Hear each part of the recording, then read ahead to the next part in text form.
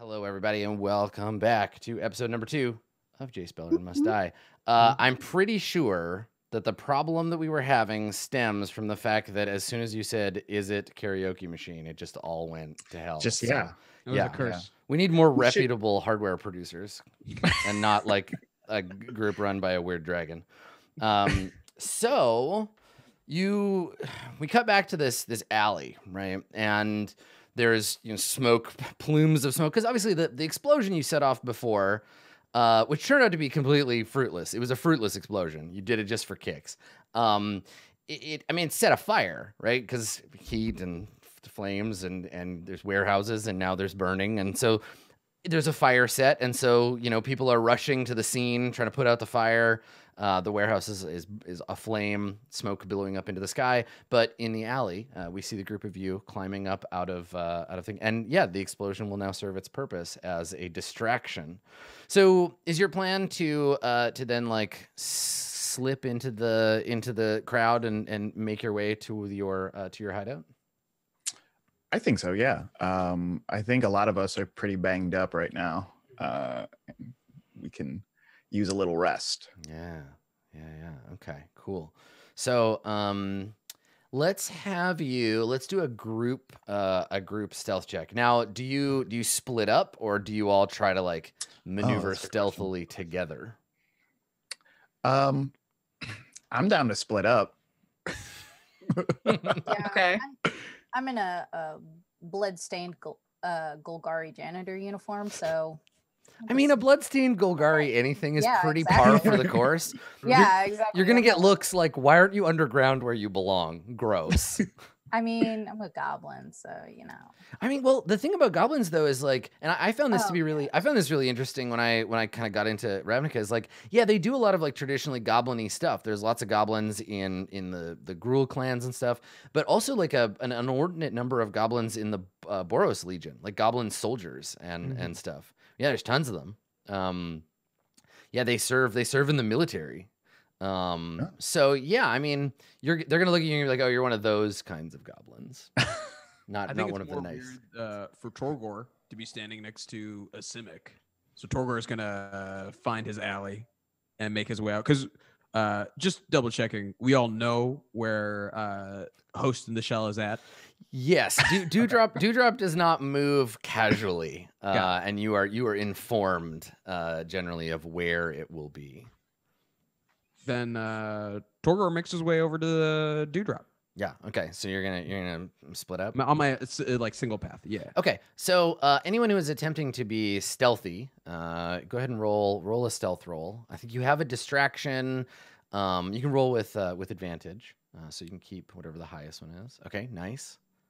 It's not bad. The 17 with a +1. Winnegar's stealthy. What? Inversely, even with advantage. Wow. So good. So Winnegar gets a 17. Road gets a 9. Like that scene. It's that scene from Usual Suspects where he's just like walking low crooked and then he starts going straight. Tack got a 19 and Torgor got a 4. It's hard, because that was so bad. Because Tack's like roll was the same with or without advantage. I imagine Tack's just walking through the Yeah. just like, it's Tuesday, man. Yeah, Tack's got that natural like stealth that just like, I'm just gonna dress how I dress. I'm covered in blood. What are you gonna do about it? Yeah, I smell like I blew something up, man. It's Yeah, exactly. Cool. All right. So Tack and Winnegar, nobody like stops you or bothers you, whatever. You make your way out into the city and head for the last known location of Dewdrop of Host in the Shell. Dewdrop. And yeah, and I think that Torgor, you come around a corner and are heading for the street, and in an attempt to be stealthy, like what does that look like? Like is Torgor trying to like sneak around or trying to play it like casual? You're like whistling with your hands in your pockets, like. Torgor realizes as a Minotaur near the Boros Legion, this hideout, people are going to assume that he's a Boros agent, but he's not because of his leather vest, of course. Torgor decides he's got to be confident in his movement, but like, he's got a bloody maul on his back. There is clearly signs of distress and violence that have been around him that are not common for, I'd say, for this part of Ravnica. So he's just like very confidently, like eyes forward, marching down, but that just makes him seem more menacing and threatening as he's going. He's walking with such purpose. Yeah. Okay. So we'll start with Torgor's complication, because I just want to let Katie stew in the fact that she failed the roll and has the package. So Torgor, you try to play it casual. You like walk out and you start heading out in the street, and it's like the scene of an emergency, right? There's like stuff going on kind of blurrily in the background that indicates to us that this is a dangerous scene. And then you hear someone, and you know that thing where you hear someone like yelling, and then it takes a second and you realize they're yelling at you. Yeah. And you hear somebody being like, hey, over here, please. And and you hear someone shouting, and they're not shouting like, hey, stop. They're shouting for like help. Ooh. Yeah. What do you do? Torgor keeps walking. Cold. All right. Chaotic neutral. Yeah. Chaotic. So as Torgor, like, do you pause at all? Is there a moment of like, what should I do? Or are you just like, nope, I'm getting out of here? I think he shifts his head and kind of looks over his shoulder in the direction, but doesn't break stride. Okay. Yeah. You see two like Azorius arresters, but they're not arresting somebody. They're trying to lift a piece of debris, like a joist or a beam or something that's fallen, and it's like pinned somebody. There's a third person now that I see it, who is like pinned under this piece of wood, and they're humans, and they're like struggling to get this thing, and they see this big strong minotaur, and they're like, hey, come on, we need your help, like come over here, this guy's trapped. Torgor, now realizing what it is, still keeps walking. Yeah. Fuck him. Okay, great. So you're just like, not doing it, and just No, I'm on a mission right now. I need to get to the host in the show. That's it. all right. Okay, cool. The universe will remember this. That's good. That's good though. You got a reason. You're just like, nah, not about that life. Not about Also, that saving people. I'm pretty life. sure Torgor is still at 1 HP, so this could have gone poorly if I hung out there too long. But yeah, Torgor is a squishy baby right now, but that's fine. Yeah. So you see somebody being pinned, and these arresters trying to help them, and you're just like, no, not my problem. And I think probably there's a couple more like kind of fading shouts behind you, like, hey, we need your. Damn it, asshole. Torgor, everyone only sees Torgor for his muscle. No one sees Torgor and says, hey, why don't you bust on this corner for me? Yeah, I mean that's literally why they did. They're like, hey, there's a big muscly boy, so maybe, and so you're like, no, maybe if you had gotten to know the real me first. Right, you sure showed them. I mean, yeah, they definitely will come away from this thinking like, it's us. We're the problem. Not that minotaur that walked away from this crushed man. It's us. We did it. We're the problem here. Yeah, I have changed my opinion about all minotaurs. Okay, all right. Yeah, so you just walk away. Perfect. That's it. You get away after that. Nobody else notices you. You're okay. So can't get away from your conscience, though. I mean, you can get away from it if it's fine with this. Torgor's conscience made an attack of opportunity and missed. So yeah, that's how supervillains are made, Torgor. Yeah. Have you met Torgor yet? Or this is the occurrence. Yeah. So so you're gonna just walk off. So Road, then, while you're making your way, what does it look like for you? Are you like sticking to the shadows? Like, cause the rest of your friends have just kind of like just gone. What do you do? Yeah. I ditch the uniform as soon as possible. Number one. Okay. Most important. And then I'm just sort of trying to take alleyways, sort of stay out of sight. The basics, the bare bone basics. Multiple turns so that I can't be tracked. It's going very well. Yeah. Yeah. All that being said, you got a 9. So like that's good. That's good. It's Well, going well for you. let's see. So hypothetically, if there was somebody following you, get out of here, Chrome. If there was somebody following you, let's see what they would get. Okay, yeah. So if someone was following you, they would definitely they would notice you. So you're making your way through like relatively unfamiliar territory. You haven't been out this way before, and you find yourself traveling through an alley, and you don't get too far away before you come around a corner and you spot two Azorius. Actually, they'd be Boros, two Boros Legionnaires, maybe Wojeks, like a Wojek and a Legionnaire. But there's two people in like uniform, standing around a corner, and you notice them too late for you to be like whoop and turn back around, and they see you, and it looks like they're like guarding this alley, like they're holding a perimeter. You spot them, they spot you. There's a moment of like eye contact. What do you do? I need to know, do we get our level stuff now or do we have to complete a long rest? I think it's fine to just have you leveled up now and be at full health or whatever. That's fine. We can just assume that's the case. Okay. How tall are the buildings surrounding me? That's a great question. I think things are pretty crowded in here. We had talked about it being like kind of a tumble down like warehouse district. So I imagine that there's a wide main street, and then there are back like alleyways, some of which are wide enough for like a wagon to be brought in so you can load goods. So they're pretty tall. I think they're probably like three or 4 stories depending on the thing, but they have like windows, and the exterior is made mostly of like wood or stone. Is there an open window around? Yeah, probably, or like a breakable one, but higher up. Yes, I'd like to when they make eye contact with me, and I have been made. I'd like to like start slowly walking backwards and then spin the key point to take Step of the Wind, which doubles my jump. Okay.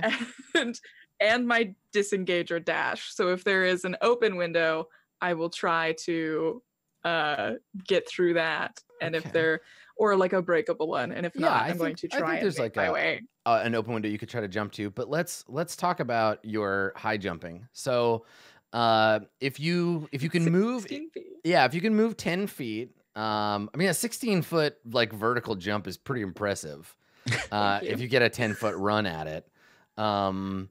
So I think what happens is that the cops basically, they see you, and there's a moment where they're like, wait a second, okay, what's going on? And you start to back away, and they're like, okay, like you see us, you're trying to get away, and one of them, she shouts, she's like, freeze, and you don't, and you want to turn and run. No.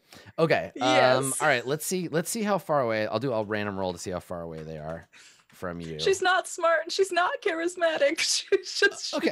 She's only got an option. Yeah, so you spot them from 60 feet away. So you've got some room to try and lose them.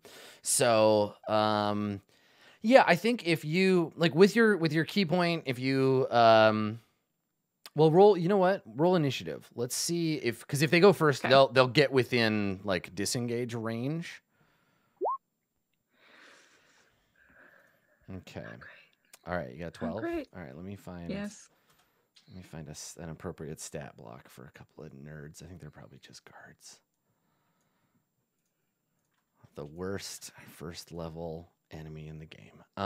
Okay, so let's see what I got. I got a 9. Okay, so you do have your opportunity to like book it. Okay. So they turn, they start running towards you. You crouch down and you do the $10 million man and just like fly up into the air. Thank you. You grab hold of the edge of the windowsill and like pull yourself inside. Yes.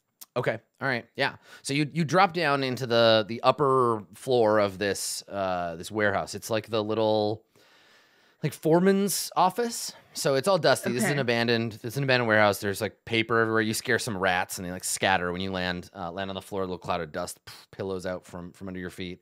There's a door on one side. There's a big, like very dusty glass window in front of you that you assume lets you look over the warehouse floor. What are you gonna do? I'm gonna make my way to what I would assume be the opposite side of the perimeter that they were holding, sort of in the building. Okay. I mean, there's really just the and- one. Your options are basically like you can go. I mean, there's two exits, I guess, if you want to jump through the plate glass window. But so the warehouse, if the warehouse is, it's shitty Adam Coble drawing time. If the warehouse is a box, there is a Okay. smaller box, and then Okay. probably some stairs. That's what those lines mean. Those are stairs. And then Thank you. yeah, and then there's like a window here, and you came in this window. There's probably another window over there, and then who knows what is going on downstairs because you haven't seen it. And then you were in this alley, and you were like, beep, and jumped into the window. So this is where we're at Okay. now. This is where we live. The All right, guards, the bad guys. I mean, they're good guys, but whatever. Are running this way, and then they probably see you rocket jump up into the window. I look down at the warehouse floor. It's empty. Is it empty? Yeah, the window's What's all down the window's all dusty and shit, so you can't really like you run over and like you have to wipe the dust off of it. I mean, you see crates, boxes, and crates of like abandoned like goods. You don't no idea what's in them. There's probably some kind of like winch situation here, and then there's like a big door that leads out to the front, the main street. Okay. I head back down. I head downstairs. Okay, so you're gonna go through this door. Okay, all right. Yeah. Yeah, I'm so gonna you head- throw the door open, and you just want to like run down the stairs. Yes. Can you make a dexterity saving throw? Oh goodness. I seen none of this would happen if you hadn't failed your stealth check. I know. Okay, all right. Thank so you. that's right. You were a graceful monk. So one of the steps, like this is Sometimes. it's a janky old warehouse. So one of the steps just breaks, but instead of your foot going through and you getting stuck, you just you like maybe do like a cool roll or something and continue down the stairs. So you get to the bottom of the stairs, just in time to hear from this door. You hear rattling, as the Azorius officers have gone back around and are now trying to get into the warehouse. Can I look and see if there's like any sort of sewer entrance or path to a basement? Right. Around? You want to get back into the sewer? Yes. Okay. Yeah. Make a perception check. Nice. Okay. Yeah. I mean, probably there'd be some kind of like drainage or something. There's a grate over here. All right. Can I try and pry it open? Yeah. Yeah. You want to run over and do that? Okay. Yeah. You hear the jingling of keys outside as the Azorius are like finding they're like we gotta have a key for this or something. They're like trying the door. So you run over, make an athletics check. This thing is old and rusty and like hasn't been cleaned well. But you crush I down, have a grab negative it. one. Please pray. Damn, you got that 20. Oh. So even with a -1, you yank the grate up from the floor. There is a tunnel down below you could squeeze into. Okay, I squeeze into said tunnel. Okay, yeah, because this is like a drainage hole, not like a manhole. So you have to squeeze Right. it, squeeze down there. So you're just gonna jump in? Yeah, I can swim. Okay. I can breathe underwater, and I assume it's not great, but if it's evasion, then it is what it is. Yeah. Okay. All right. So so you fall down into the water. There's a splash below. As up above, we see these Azorius finally get the door open, and they come in, and one of them is like lighting taking out like a continual light, like a flashlight, and like starts looking around. And they find the grate, and they know that you like went down into the sewer, but they don't have any like quick way to access it. And so you escape. You manage to escape pursuit, and you are safe. So after we fade out on these guys, Tack, I think you're probably the first one back because you can move around in Ravnica pretty easy. So you come back, and I think we just cut to an interior shot of the. Are you in the karaoke room, or are you like hanging out in the cafe?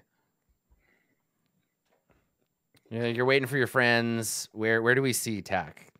I'm in the karaoke room. Yeah. Tack's Okay. in the karaoke room. Are you by yourself? Have you like dragged one of the maids back here, and you're like singing to them? Are you drinking? You having a tea? What's going on? Oh no, Tack doesn't drag the mates back here. Tack likes the karaoke room just to themselves, just drinking themselves. Mm-hmm. And they don't really sing with the music. They just kind of put on the instrumental tracks. Nice. Kind of chill. Right. Just hearing that like off-brand. Yeah. One of the best things about like listening to the instrumental tracks and being alone is that I can hear the blood inside my own skull. Oh my God. Yeah. It's a good sound. Right. Okay, cool. Yeah. So you've picked out one of your favorite like wax cylinders and inserted it into the machine. We can just see this thing kind of slowly like operating on the mechanical power that you've cranked into it. And then Winnegar, you arrive. So what does that look like when you come in? So Winnegar kind of just does the secret knock, I guess, for the door. And he's just like, it's a good secret knock. That is a really good secret knock. Yeah, We don't have a secret knock, man. You could just walk in. Tack, I just told you we've been over this. We have to have a secret knock. Right. Tack opens the door. Is just, you're not supposed to call me Tack either. Oh yeah, I forgot. Get in the room. It's a pleasure to meet. You're right. This is stupid. And he closes the door. And Tack, what are you listening to? What's the song you put on? I don't know. Because I'm like, oh man, Tack would definitely listen to like a lot of Kansas. But then I was like, Selesnians probably don't have like Kansas. So there's probably like I don't know. It's probably like a folk cover of Lordy. Good. A folk cover of what? Lordy or like Guar. Oh, okay. Guar. That took a weird turn. Yeah. I mean, Guar is straight up just like a Rakdos act for sure. Like, they're in universe 100%. Yeah. But I love the idea that like there is a form of Selesnian music that just takes popular songs and just blandifies them, just makes them like you could listen to while you're getting a cucumber facial. Like it's it's like is this raining blood? Down, but on Mountain Dulcimer. Yeah. It's very offensive. It's like wake up. Yeah, blast beats don't really translate so well into hammered dulcimer. But you know what? That's fine. That's what you got. That's great. It's the establishment. Yeah. So comes in, he's like, is this let the bodies hit the floor on black carpet? Wait. What? You know this guy passed away, right? Hey, you know what? Let me just lower this here. Okay. He cranks it down and like lowers it. He's just like, where's everyone? I don't know. I'm not like y'all's babysitter. But okay, you know what? So yeah, we're definitely adults. You think we should go back there and look for him? I mean, you made it, and Tack just does like a gesture motion. What do you mean? Yeah, I know. Well, what was that about though? Yeah, didn't you have like 2 spears in your chest like 10 minutes ago? Yeah, and I took it like a champ. That's what happened right there. Yeah, man, we all saw it. We all saw it. Well, yeah, but also like yeah, who am I kidding? I should be dead right now. and then Tack will like think about it. What time is it? Yeah, what time is it? I would How long have we been To gone? me, How long? to me, the time of day is currently immaterial, so it can be whatever time. But I figure like Tack got here. I mean, you're quick, right? And you actually have an ability for like getting around, right? I do. Yeah. Technically, if we'd traveled together, I could have used that ability, but both Tack and I are selfish. And No, fair enough. Fair how we enough. can help others, so. Yeah. So I I figure know it changed nothing. I figure it didn't take Tack very long, and it probably took Winnegar twice as long as it took Tack. Yeah. Okay. I'll say Tack has listened to 4 of these wax cylinders, so maybe it's been 30 minutes since Tack got here. Okay. Gotcha. Eh. Oh man. Well, do you have the report? Who has the report? Rhodes has the report. Why would you give me the report? Well, I definitely didn't give you the report. I thought that you had it. I definitely don't have it. No. Rhodes has it, probably. Well, where'd you leave her? The same place you left her. Don't blame me for your mistakes, man. Wait, what's it? It's not my. I'm not. I feel like. How come you're able to push responsibility on me, but I can't do the same for you? Just like pats his knee. Just like It's like I'm not responsible for you. That's why. Okay, I guess that makes sense. you can take your crisis and have it for like the next 20 minutes, or we can go find the report. Yeah, I guess we should maybe wait to see if they show up and then go out. Yeah, it just hits play on the Dope. I love this song. I love this track. Well, so here's the thing though, is like Tack, you're sitting down next to the machine, and it is running out of juice, right? You can see the handle like slowly. Somebody is gonna need to crank that thing. Winnegar's standing right next to it, so I'll crank it, but we got to put on my track next. Yeah, man, we'll totally do it. Oh, awesome. Living La Vida Loca. You're going to love this one. You're definitely going to love this one. Yeah. good. Wait, I've always wondered how you spell your name.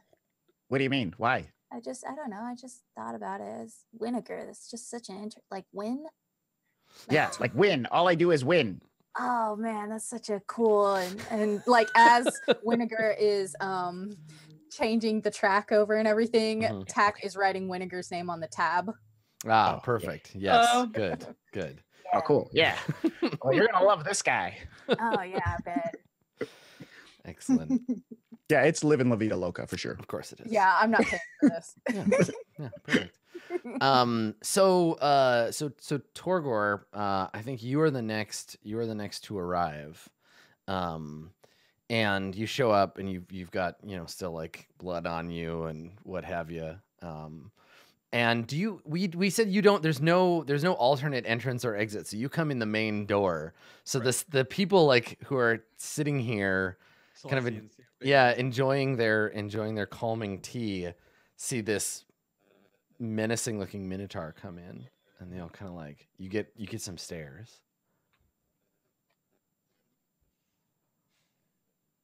I'm just gonna walk through, Just gonna walk through. Torgor acknowledges them, but he also realizes is like, oh, is this my clerical romance playing? Torgor no. cover on this for a while. Try to defeat the situation with his loot that's still on his back. Yeah. So just like I belong here. I know things about stuff. Yeah. Okay. So I think mostly people kind of return to their own business, where they're just like, okay, I don't need to worry about this. I'm gonna just stay calm. Just affirmations. Just relax. It's fine. I'm here to have a relaxing time. And and so they kind of ignore you, and you head into the back. You can hear, I guess, Winnegar, are you like singing in the back when Torgor arrives?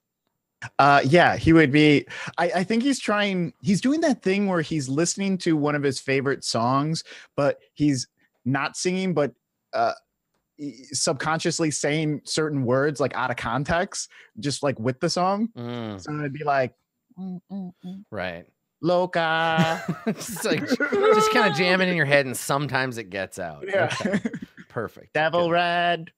All right. Loka. So Torgor, you arrive and you see Tack and Winnegar. They got here safely before you, but there's no sign of Road when you open the door. Torgor, I mean, Bunt Cake is happy to see Mandible and Blueberry. Yeah. Oh yeah. Yeah. Tack looks at Torgor with just like this pleading, like, I wish I were dead look in their eyes. Where is Mauve? What? I thought maybe Marvel was with you. No, Mauve didn't let me hold their tentacles, so they definitely didn't want to walk. Oh yeah. You lost Mauve. So you lost Mauve and you lost the report. Great. For the record, the report was never with Torgor. Sorry, Bunt Cake. Bunt Cake only had. God, it's confusing when the characters have two names and refer to themselves in the third person. Torgor is so confusing. Yeah, no, totally. It's great. No. But I'm here. Yeah. Where's Mauve? Mauve has report because Blueberry over there got 2 spears to the chest. And Wait, why do we keep bringing that up, guys? A lot of people took hits, right? Like we were all in it to win it, right? I didn't take any hits, but you did hide under a body though, right? Can we talk about that? Yeah, and that's why I didn't take any hits. You're like, Tech's like, yeah, and it was dope as hell. Yeah, right. It worked great. So Yeah. Worked out great for me. I don't know what you were planning on doing. Could have hid under your body, but I didn't because I respect you. Oh, well, I mean, that's nice that you respect me and all. Do you want to hang out more often? No. Okay. Absolutely. I understand. Completely understandable. Can A little Torgor hitch in take the throat. track? I'm not really a fan of whatever this is. Oh no, this is pretty dope. I could put it on repeat. Please don't. Let's restart it. Okay, let's focus. Where is the report? right. And I think when you say that, like, where is the report? This is when Road arrives. Now, Road, did you go straight from the dampness of the sewer to this with you walk in like not. just no? Yeah, I figured. Absolutely not. Okay. I have stopped somewhere to freshen up. Yeah. Did you go home Anywhere. first? Probably. Okay. I All right. probably like went home first, took a long shower. Right. then, Okay. So like several hours pass then for Torgor and Tack and Winnegar. And at what point do you think like, Road has run into trouble? Probably after like the 3rd time we had to listen to this Eladrin Iglesias album. Mhm. I can be your hero, baby. No, you can't be Oh anyone. yeah, no, this is a really good song. This is a good track. Is it, man? No. You can take my breath away. Oh, I wish we were dead. Just a goblin covered in blood. I wish. Yeah. Sitting on the I wish they would sequined dissolve couch. our secret cell so I could just murder all of you for having seen my face. Hey guys, have you thought maybe we're being double crossed here? Have you guys thought about that? By road? Yeah, by I mean, Mauve. yeah, Mom. I mean, I thought about it a couple times, but like, she's actually smart, so she wouldn't. So, Oh, I see where you're going with that. I mean, would you? Double cross you? No, probably not. See, Also, you're smart too, man. Who would believe Mauve that Wow. there's a secret group out there trying to kill Jace Beleren? Oh, that's true. Like, Tack like smacks. I mean, Torger's up like, Peacock. wow. Oh yeah. We got a lot of stuff to manage here, guys. Yeah. Well, like, and this is the thing too, is that you have, for the time being at least, the plausible deniability in that your conspiracy exists to deal with a problem that most people don't even really recognize exists. Like, people know who Jace Beleren is because they've seen like statues of him in the Guildpact Plaza, but also like the planeswalkers are like aliens in this. Like, if you're like, there are other planes and there are powerful wizards who can travel between them, people are going to be like, you are bananas, Cool. Tell me about how the end is nigh again. Yeah, we're trying to kill Green Lantern. I see what's going on. Right. Like I was kidnapped by aliens, and now I'm trying to kill them. And the president is an alien. Like, yeah, it's a whole thing. So you at least have that going for you. But if the right people found out, then you could be in some severe danger. The right people or the wrong people, both. The people who believe you and also don't want you to do what you need to do. But yeah, it's been a while. Like Road. It's been like forever. Yeah, Road has been like maybe captured or something. Winnegar's racked up like hours on this tab. Anyway. Oh no! Wait, do we have to pay? Do we have to pay for this too? In our own hideout? I don't know. The business requires upkeep, so Part of the cover, man. Okay. Sorry. I got so excited. So yeah, does Moth come to the I mean, yes. eventually, like if you're, I wanted to give you an opportunity to do something, but if your response to Codename Mauve doesn't show up is just wait 3 hours, then yes, Yeah. she shows up and she looks great. Yeah. The rest of us. when she shows up, Tack is like half asleep, surrounded by maybe 24 little dessert cups and trays from the maids coming in. It's just like half-eaten parfaits. Yeah, so much flan. Just like they fell asleep in a plate full of cake. Yeah, so eventually Tack, I guess, so that's your response really, is that when Road doesn't show up, Tack eventually submits themselves to a sugar coma. And Torgor and Winnegar, what do you do? Do you just like hang out nervously? Yeah, I want to get to know Torgor better. So where did you grow up? Well, Torgor was always raised in the Rakdos circus. Oh wow, that's amazing. Now, were you a performer or like a hand or like what did you do? Torgor dreams of performing. But people see Torgor and they see his size and think of him as a monster who can train monsters. So I've been looking after all the creatures there. Oh, see, that's good. I mean, I saw a little glint in your eye when you mentioned performing. What would you perform? Like, what type of performance art would you do? Well, clearly, Blueberry, you don't know anything of actual music, and Torgor pulls out his lute and like, I'm gonna roll for performance to see how well this goes. Yeah. Now we were talking about this before. So this is a it'll be a skill check using the tool that you're using. So your instrument rather than perform. Got it.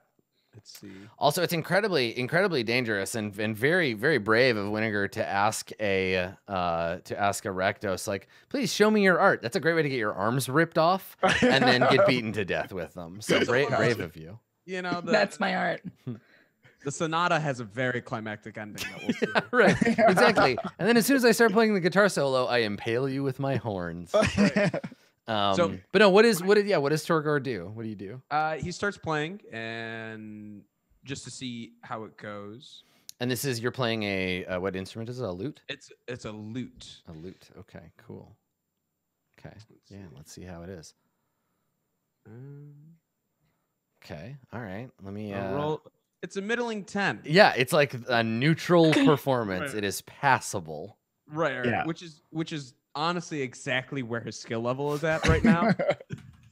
And like Torgor is like real proud because he's like, what song is it? Like, is it a song or is it like Hot Cross Buns or? Can you play chopsticks on a lute? Is that possible? Oh yeah, for sure. It's you know what it is? It's the Ravnica anthem. It's Anthem of Ravnica done on the. It had not occurred to me, but there's 100% like a Ravnica, like a song that is played on like Guildpact holidays and stuff. Yeah, boy, awesome. He takes his own creative license with it, but it's pretty cookie cutter, Wow, Torgor, that's pretty good. Make a deception check. It's not pretty good. We all know it. We saw the 10. It's passable. Make a deception check, Winnegar. Huh? All right, now Torgor. Now Ah! Torgor, make an insight check. Okay. You can't just get away with lying to his face like that. Come on. Well, I mean, he might. He might actually. He's probably about to. Let's see. Insight. It's -2. All right. So Torgor's gonna quit his job and do this. Torgor freaking loves it. Like no one believes in him like this, and he's just like, Windgar, Good job. I think you're my new best friend. And maybe your biggest fan too. I don't know. Excellent. Okay, cool. So the group of you hang out, and we get to hear Torgor's rendition of the Ravnican planar anthem, and then Road, you can make your entrance. Now everybody else still has like fight blood and smoke and like whatever, but you have had the opportunity to clean up a little. Yes. So when you come in, please describe your stunning entrance. It's a quiet and humble one. Yeah, all right. But thank you. Cool. Just the jumpsuit's back on. The hair is dry completely. Glasses back. Very much. Just a small nondescript satchel. And then I buy all my satchels at nondescript satchels. no branding. Yeah. And then I do the knock at the door. Whatever the Guys, that secret wasn't knock exactly was. what I did. So she tries her best to remember what it was. It's an attempt. Tack. Wait, what do you? Tack has been like snoring. That's definitely not it. The more complicated it becomes, the more you're pretty sure that it's Neil Peart at the door. Neil Peart. Yes. Is it a strawberry shortcake? Okay, no. Tack, go back to sleep. And Winnegar opens up the door. Okay.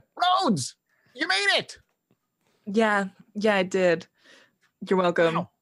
I was fearing the worst, but it looks like you had a good time. You're all cleaned up. You're fresh. What is that? Like watermelon cucumber smell? What is, oh my god, it is. Thank you so much. Thank you for noticing.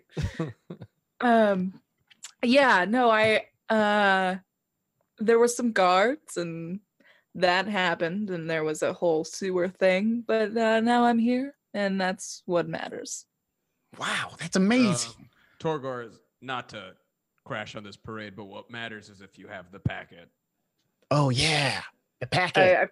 I pull it out of my signature nondescript, one of the most expensive satchels. I was gonna say, yeah, it's a nondescript satchel and it costs $900. Yeah, it's very expensive. Completely indistinguishable from like Tack's rucksack. Yeah, it's brown. It's a brown bag, but it costs so much money. Why? Just want quality goods that don't have branding all over them. Yeah. And I pull out the package. Yeah, cool. Okay. So yeah, it's a little wet, but yeah, it's in like a leather, like a thin leather like folio that's treated with like oil, so it's like waterproof enough. And it didn't get damaged. And it's just like a bundle of parchment inside this envelope. Yeah, let's open it up on the table. Yeah, you're just gonna dig into it because your are we allowed to? Are we allowed to open it? Yeah, like your mission was to get it. Oh, I thought it was for us to get. No, it's yeah. I mean, you kind of know what it is, but inside is sensitive information about like suspected, and you don't know why. Rose never told you why the Boros Legion has a list like this or where it came from. Like maybe they confiscated it, maybe they wrote it. You don't know, but it's supposed to contain a list of assets. And if you know what they are and you get captured by the enemy, agents of the Peacock, you might get tortured and then you could tell what you know. So it's dangerous. Oh, okay. But you could look at it if you want. Like, Rose isn't around. So do we know when the drop off is or where the drop off? I was gonna ask you. So like, what is your protocol for meeting with the Rose? Like, I don't imagine she comes to your hideout. No, but maybe she has somewhere else that you meet her. I don't have any clear idea about that. So maybe she has a recording that like is delivered to the karaoke room. Oh my god! And then we actually That's dumb. Never mind. Whenever we have No. to drop. Just like a record, just so you put it on the record player. Right. Hello. Yeah. Great. Hello, agents. Yeah. Perfect. Then whenever we get like a drop, we have to hide it in the karaoke machine for her to this is also Rose's room. Like that's the signature room. She is the karaoke room next door. That's Yeah, her put it- secret Put hideout. it in the lyrics box. Guys, did we get sponsored by a karaoke machine? Don't worry about it. Is there some type of karaoke sponsorship? That's how I can afford my nondescript bag. Yeah, that's right. This episode brought to you by Nondescript. Yeah. How dare you assume that I would share a sponsorship like that with you, Carlos?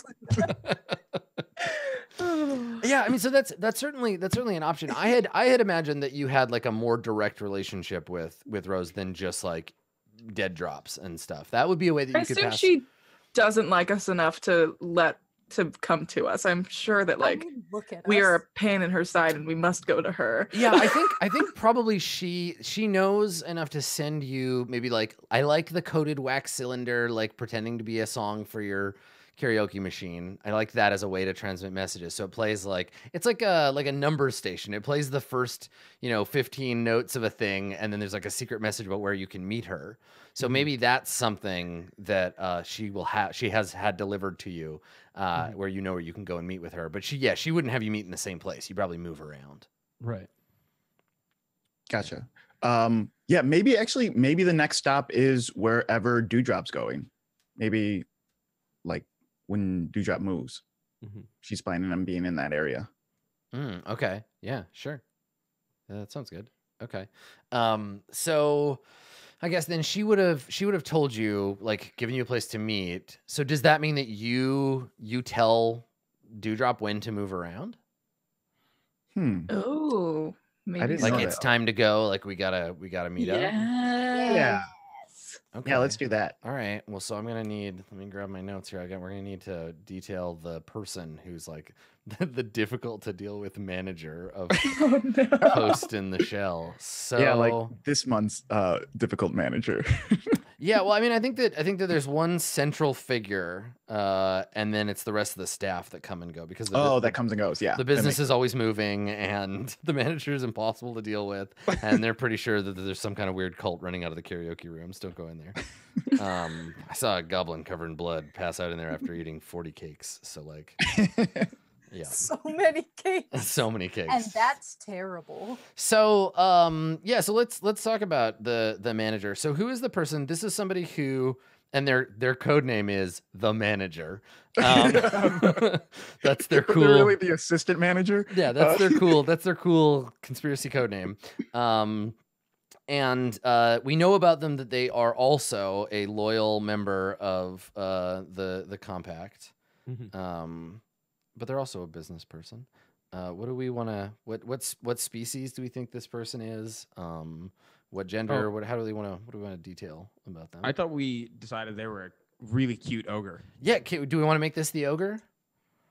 Okay. Sure. Yeah. Yeah. Yes, a very smoochable ogre. Let me get my ogre name generator. I'm Let's so see here. fucking pumped. I know that there are. I don't want to cannon break by accident here. I know that there are cyclopses in Ravnica, but I'm not sure if they're like straight like regular ogres. Let me look. I think there are. Well, also someone posted in chat because it's Selesnya, maybe a centaur.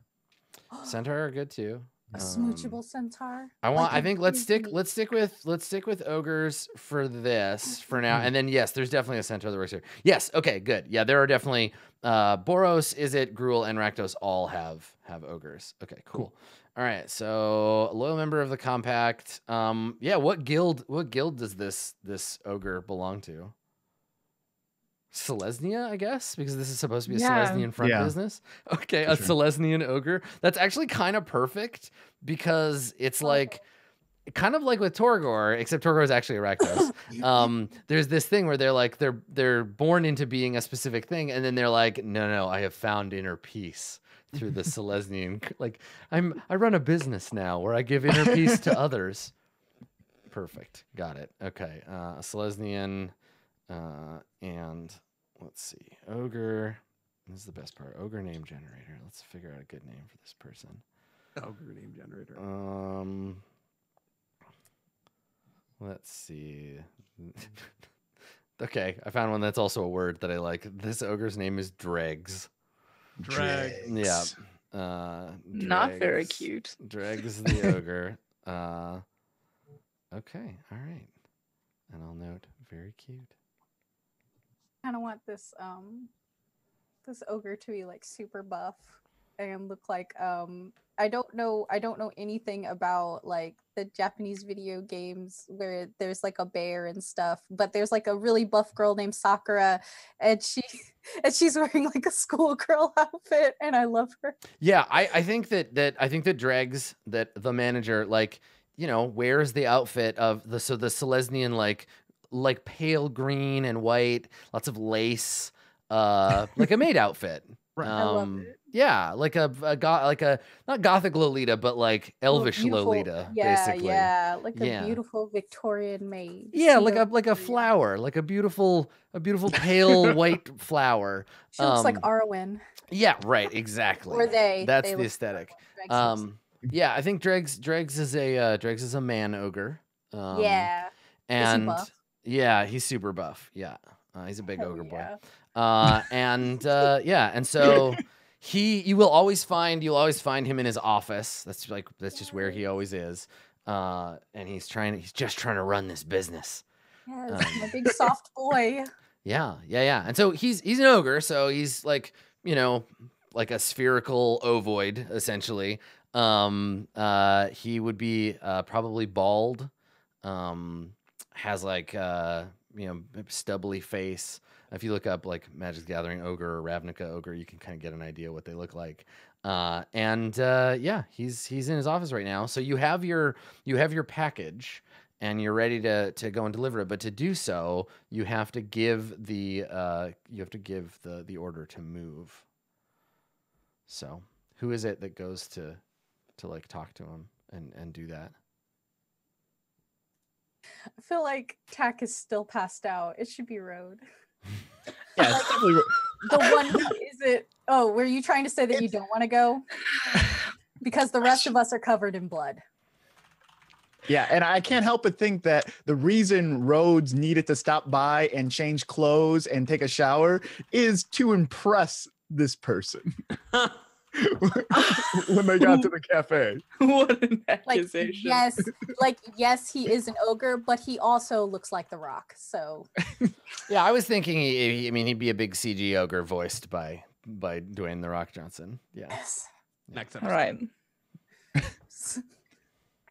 right.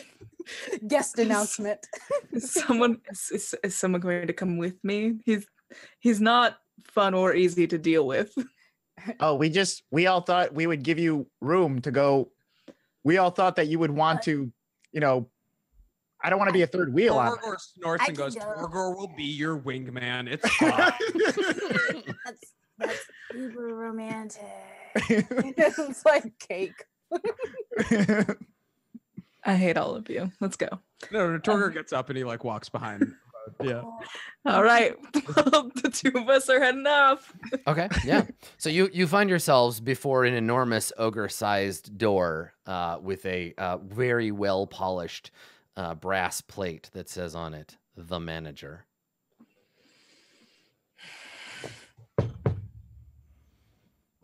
So you... Rose doesn't know how to knock on doors. She just gets overwhelmed every time. Just like, How do I... Tentacles just slap the door.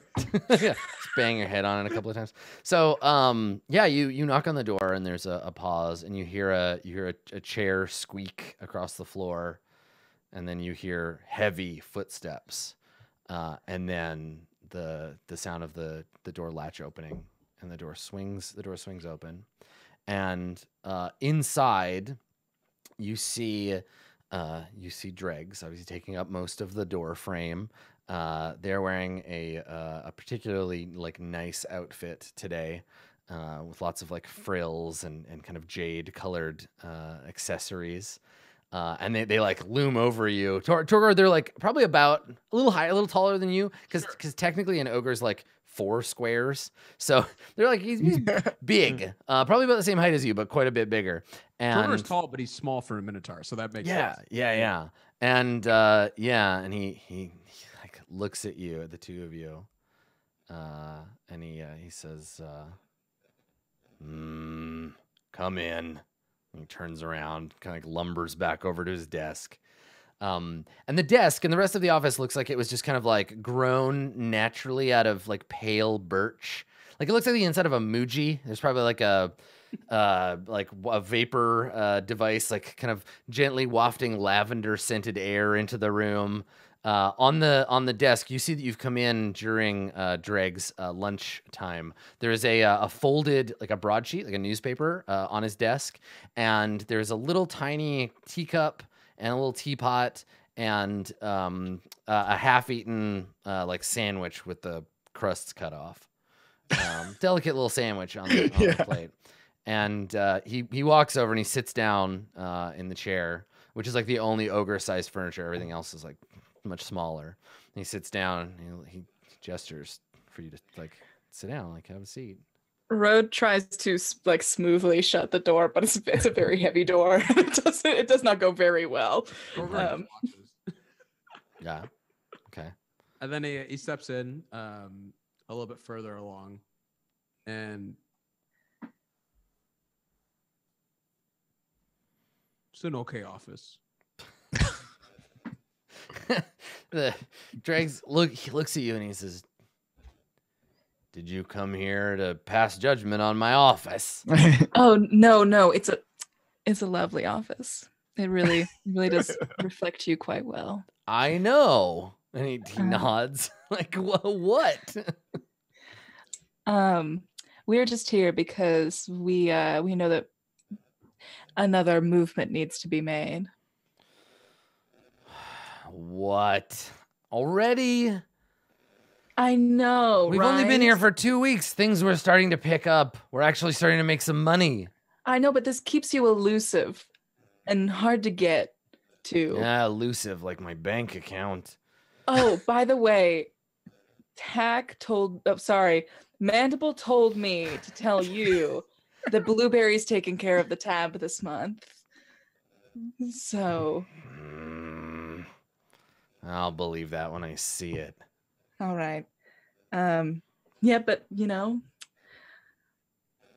words from the boss man, woman. Rose is a lady also, yes. I just gotta move, gotta go. Oh my God, you were so awkward for it. She's very, very bad at it. It's making me feel uncomfortable right now. gotta get going with gotta the do the thing. Personally, I love it, but yeah. All right. I'm like, yes. Make a persuade check. Make a persuasion check. Oh God, with the disadvantage. Okay, persuasion. Here we go. I don't think good. You don't even need just the 6 is sufficient. All right. So he shakes his head and he's like, no, we can't. Not this time. Not now.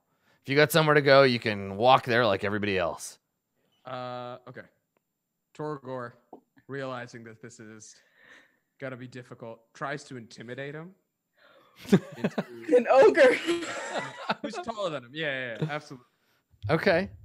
Okay. So you're just gonna walk. What do? You walk over. I walk over, puff out my chest a little bit, like kind of make himself seem taller than he is. It helps that Dregs is sitting down. So this is like and I was just like, should I roll first or should I make my You tell me what you're doing and then we'll see how it goes. Okay.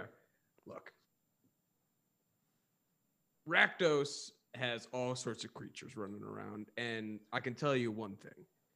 Torgor knows that you don't control them, you work with them. And I can feel it. Dewdrop's getting ready to move. I can sense it in her joints. And if you don't listen to her, you're going to have more issues than stable income. Dewdrop will eat you. So you're threatening to feed the manager to... No. Dewdrop will eat the manager. Sure. I think that's what tends to happen with the managers around. That's why. Oh, so you're like this. Okay, Sully's missing. All right. So the threat is like do the thing and then okay.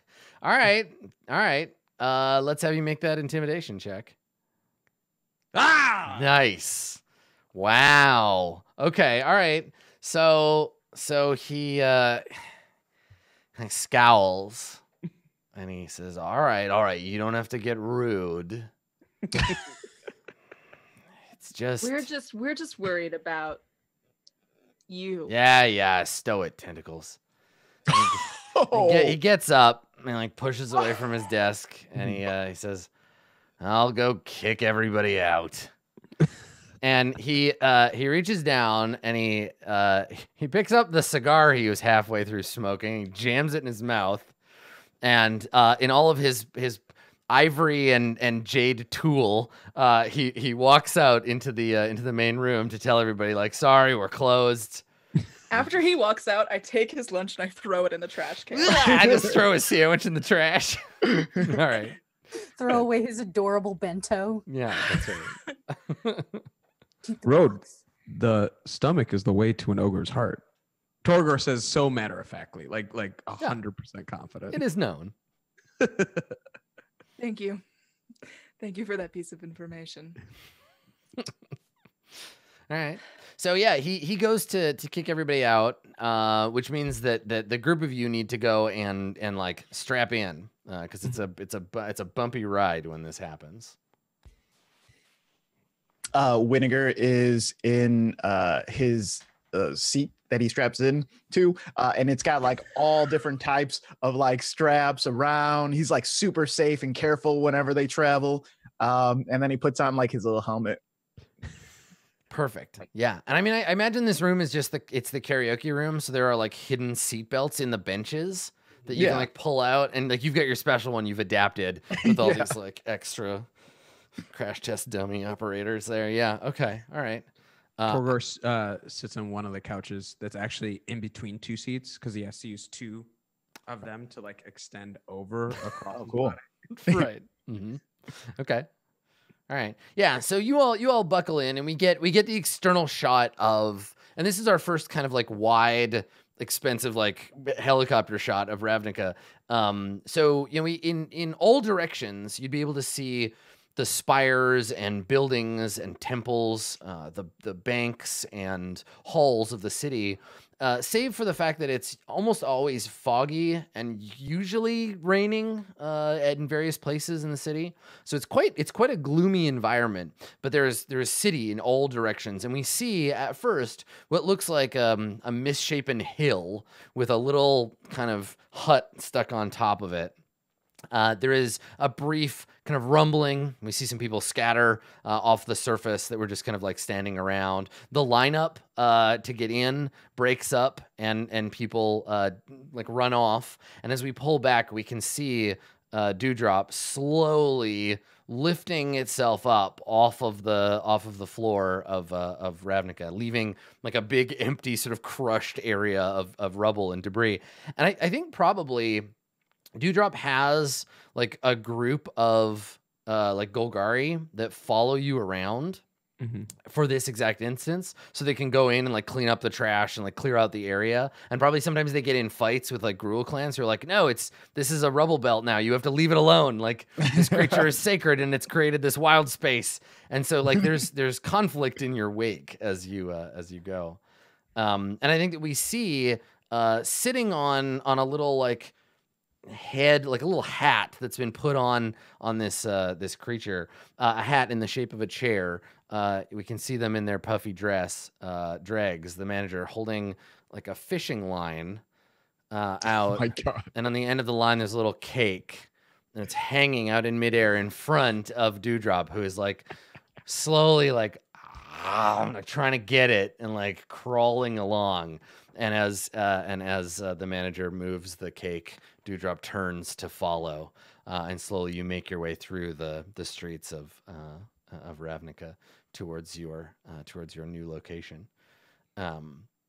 So when you arrive, you find that the that you've been moved to these new coordinates that were given to you by Rose, and it is I think this part of town is on the edge of a kind of like a low income, like a debtor's housing for the syndicate, for the Orzhov syndicate. So it's a place where if you can't afford to pay the Orzhov back, but you're not at the point where they've written you off and they've come to reclaim your ghost, they put you up in these tenements and they make you work for them. Often like counting other people's money or like polishing bank floors or keeping the lower levels clear of rats, that kind of thing. And so it's in this tenement area where you find space for Dewdrop to settle back in. I think there's a dilapidated like former park. And the creature just kind of like lumbers in and settles down on top of this park, hopefully not crushing anybody.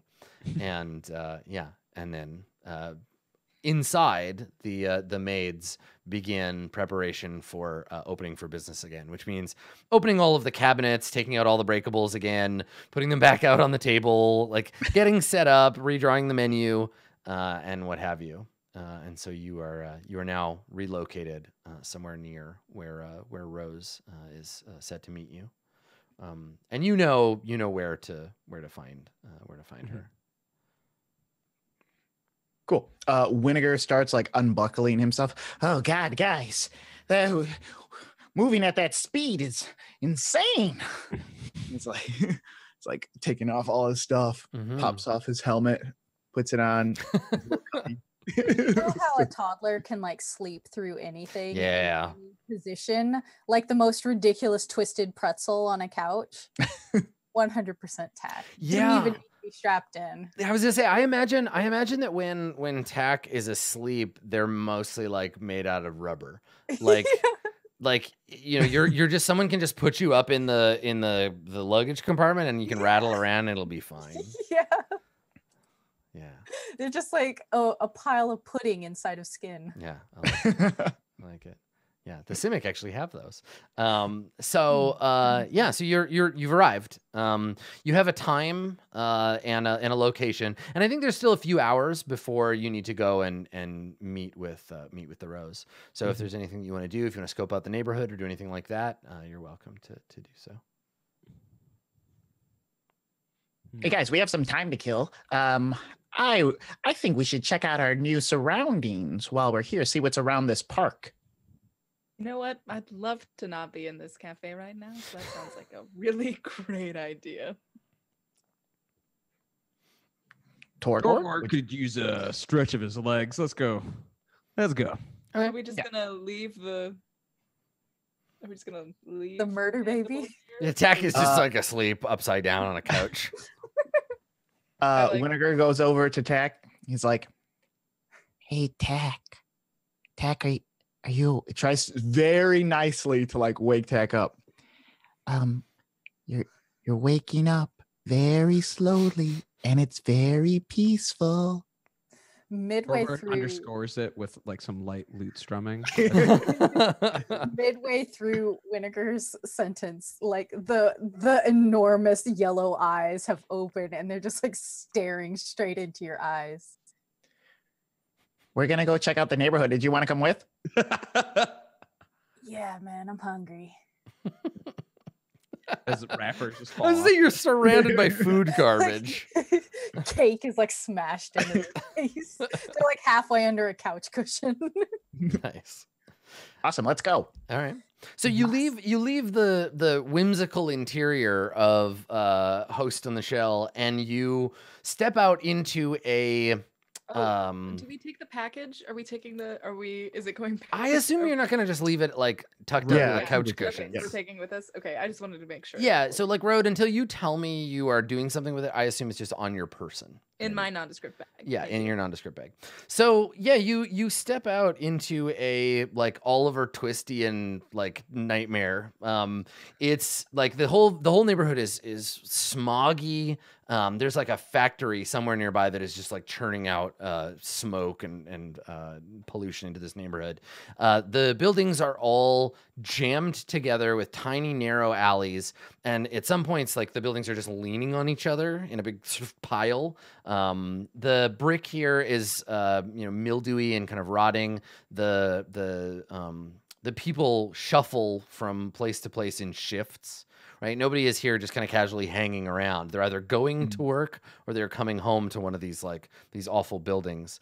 You don't see any like beggars anywhere. Like the streets themselves are pretty clear of refuse.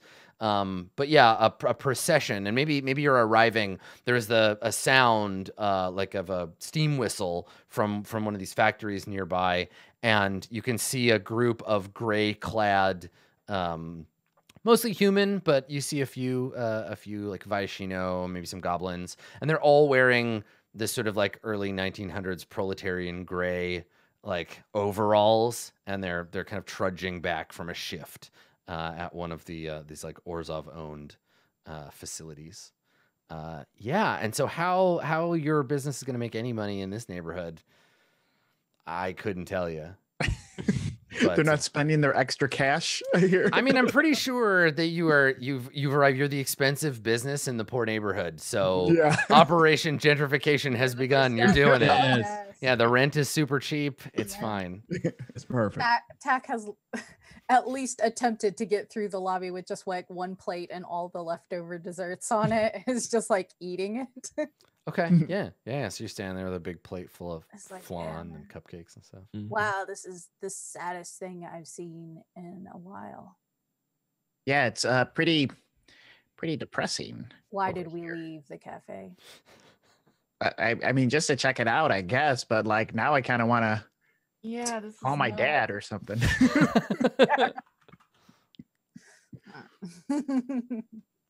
So what's Are we even allowed to be here? Is this like? I don't go know, wherever I want. Yeah, I mean, there's no like everybody that lives here is living here because they don't have a choice because they've been indentured into doing so. This is what the Orzhov Syndicate does to people who can't pay them back. But this is a mercy, right? Like the Orzhov, if you owe them money, they can just be like, cool, well, we're just going to take your soul and it's going to serve us forever now because that's what was in the contract. So this is like these tenements have names like House of Mercy or like the Gentle Arms or whatever, like this is considered by the syndicate, this is considered to be like a fairly like decent way to treat people. Cool. But yeah, you can come and go as you please, right? Like you're free citizens. Nice. So you said that there was without this like cafe is now the rich restaurant in the neighborhood. Yeah, like Idiot. none of these like trudging commoners seem to even have noticed that this enormous like creature has landed. Like they maybe when they first arrived there was like a glance up, but then just back down to their feet and like trudging home. So in this sad landscape, what other businesses are there? There are none. There are no businesses. Wow. There would be like if you're gonna walk around the neighborhood a little bit, I think you do find yourself outside of like essentially a like a soup kitchen. There would be a line of people holding like battered bowls. But this isn't a mission of charity type soup kitchen. This is the like come and get your workers' rations. So you see a long line of the soup kitchen line and Tech is just holding. yeah. the Tack has plate. a pile of delicious Sure sugar. is eating it with their hands too, Sugar- just like, man, look at these jamming. suckers. Yeah. Right, like I'm so full, but I can't stop eating, and just jamming food in there. It's But, like, like- I don't know what it is about cake. I just like eat and eat and eat, and you're like you're never full because there's no nutritional value, but it tastes so good. And there's this long line of people, and they're all dressed in the same kind of like ratty uniforms of various ages, holding their like battered like pewter bowls, waiting to get soup and like a chunk of bread. And up at the front by the door, there's a giant. He's like 12 or 13 feet tall, wearing brass armor with a single like lens in the front of their helmet, and it's holding, I think it's got like probably a halberd, and is just kind of like looking back and forth, making sure that everybody is in order. And behind it, over the door into the kitchen proper, is the words written over the door: "Leniency is weakness." Oh. And the syndicate guard is just standing, making sure nobody tries to like cut in line or cause trouble. Guys, this place is too freaking depressing for me. How's karaoke sound right now? It sounds pretty good. Sing them a song. But wait, with no backing track? Are you kidding me? No, I mean, let's go. Tack like looks at Torgor. Do we know what they do in these warehouses that so many people work in? Like menial labor, like the Orzhov, they're a banking guild, right? And so they deal in other people's debts. So probably the people working in their factories don't work for them. They're probably stamping, like, is it machine parts or making weapons for the other guilds? It's cheap labor because somebody was dumb enough to get in bad with the Orzhov, and then the Orzhov sold their labor to another guild at a markup. Gotcha. This is really sad, Adam. Listen, you guys make up the maid cafe with the karaoke, and then I get to do their choice, man. and then I get to do my thing. All right, so don't fucking step on my shit. This is it. Ash rains from above. All right, it's a game of contrast. A public execution happens in square. That's right. A factory crematorium, because I want to tour that one. Right? Yeah, Exactly. you know, I think it's so sad for me because it's just like you didn't describe like a hell landscape. You described a hell landscape very close to the economics that we see in neighborhoods today. Right, Like exactly. the Like, cash places and currency exchanges. that's the Orzhov Syndicate. That's Yeah. their jam. Yeah. Yeah. Yeah. Well, and that's the thing, Tack. Like, they wouldn't cremate bodies because the whole, like, the Golgari, you turn them into like fertilizer, turn them into food. So what they would do is they would sell bodies to the Golgari, or like. Does the soup kitchen smell like Mama's cooking? The soup kitchen, I mean, like, Oh, is it a Golgari soup kitchen? It smells like Soylent. yeah, it just smells like flavorless gray paste. Like if you left a newspaper in a bowl of warm water for like 6 hours. Yeah, it keeps them alive. Got that plaster of Paris consistency. I love it. Probably what happens is like one of these warehouses might be where they would prepare bodies to be transferred to the Golgari. So they would be like stripping off their clothes, taking out any gold teeth, like looking for, and then putting the body into a cart so that a Golgari could come and take them down to the sewer to like turn them into. This is the quality Fertilizer. content that I'm here for. Where's the body stripping facility? Oh my God. Yeah, I mean, you can see at the end of the road. I think that this neighborhood is built. It is a it's a laborhood, and it's built around. It's built around the factory, and let's say that's what it's for. And so it's in the middle. There's like several pie slice shaped building blocks, and then in the center of this block is that factory. I love it. Yeah. And then somewhere around here, if you want to go and scope it out early, you can. But somewhere around here is the address of the coordinates that the Rose gave you. That would definitely be what Rhode's doing for sure. I imagine that like Tack starts walking towards the stripping facility, and everybody has to like toddler grab their hand and like turn them back around. Yeah, we got to turn back around, Tech. We can't go. I mean, no one wants to go in there. The horrors that are going on inside that room right now. And you don't understand. People have such big teeth. Do you see? Like, if an ogre has a gold tooth, it's huge. Torgor feels like these people need some entertainment. Fine. No. What you want to do, like we always do. We'll do work first. We will No. Today. Torgor is like, hey, there's time. We don't need to meet Rose for a little bit. Let's hang out. We will make Torgor, I don't in a better place. Torgor realizes these people haven't heard music in probably a decade, so this is the perfect audience. Torgor. Okay. Are you going to perform? Okay, you're taking out your loot right now. Are you gonna perform right now? Hello, Orzov Laborhood. We're here to remind you, even in your darkest times, you can be cheery. And he starts playing some like real smooth Willie Nelson covers on his acoustic lute. Yes.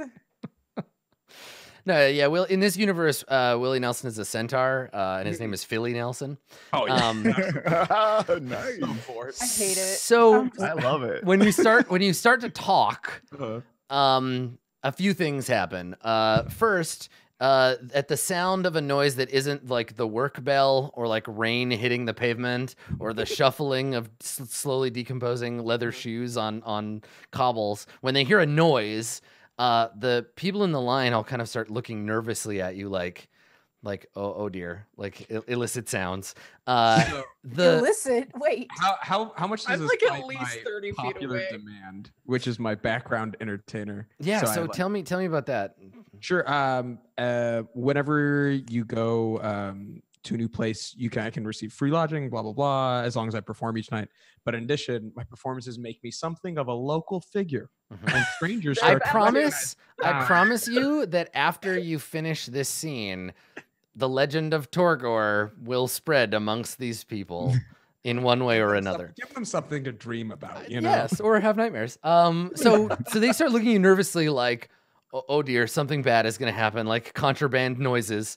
And the giant, the big brass giant, turns, and the single, there's like a hissing sound, like of like thin metal plates sliding against you, like an aperture, an iris, and a spotlight. And Torgor, you probably think this is great. Like he's providing big spotlight glows from the front of this thing's helmet, and focuses on you. This is what the dude looks like, except that he's like 12 feet tall.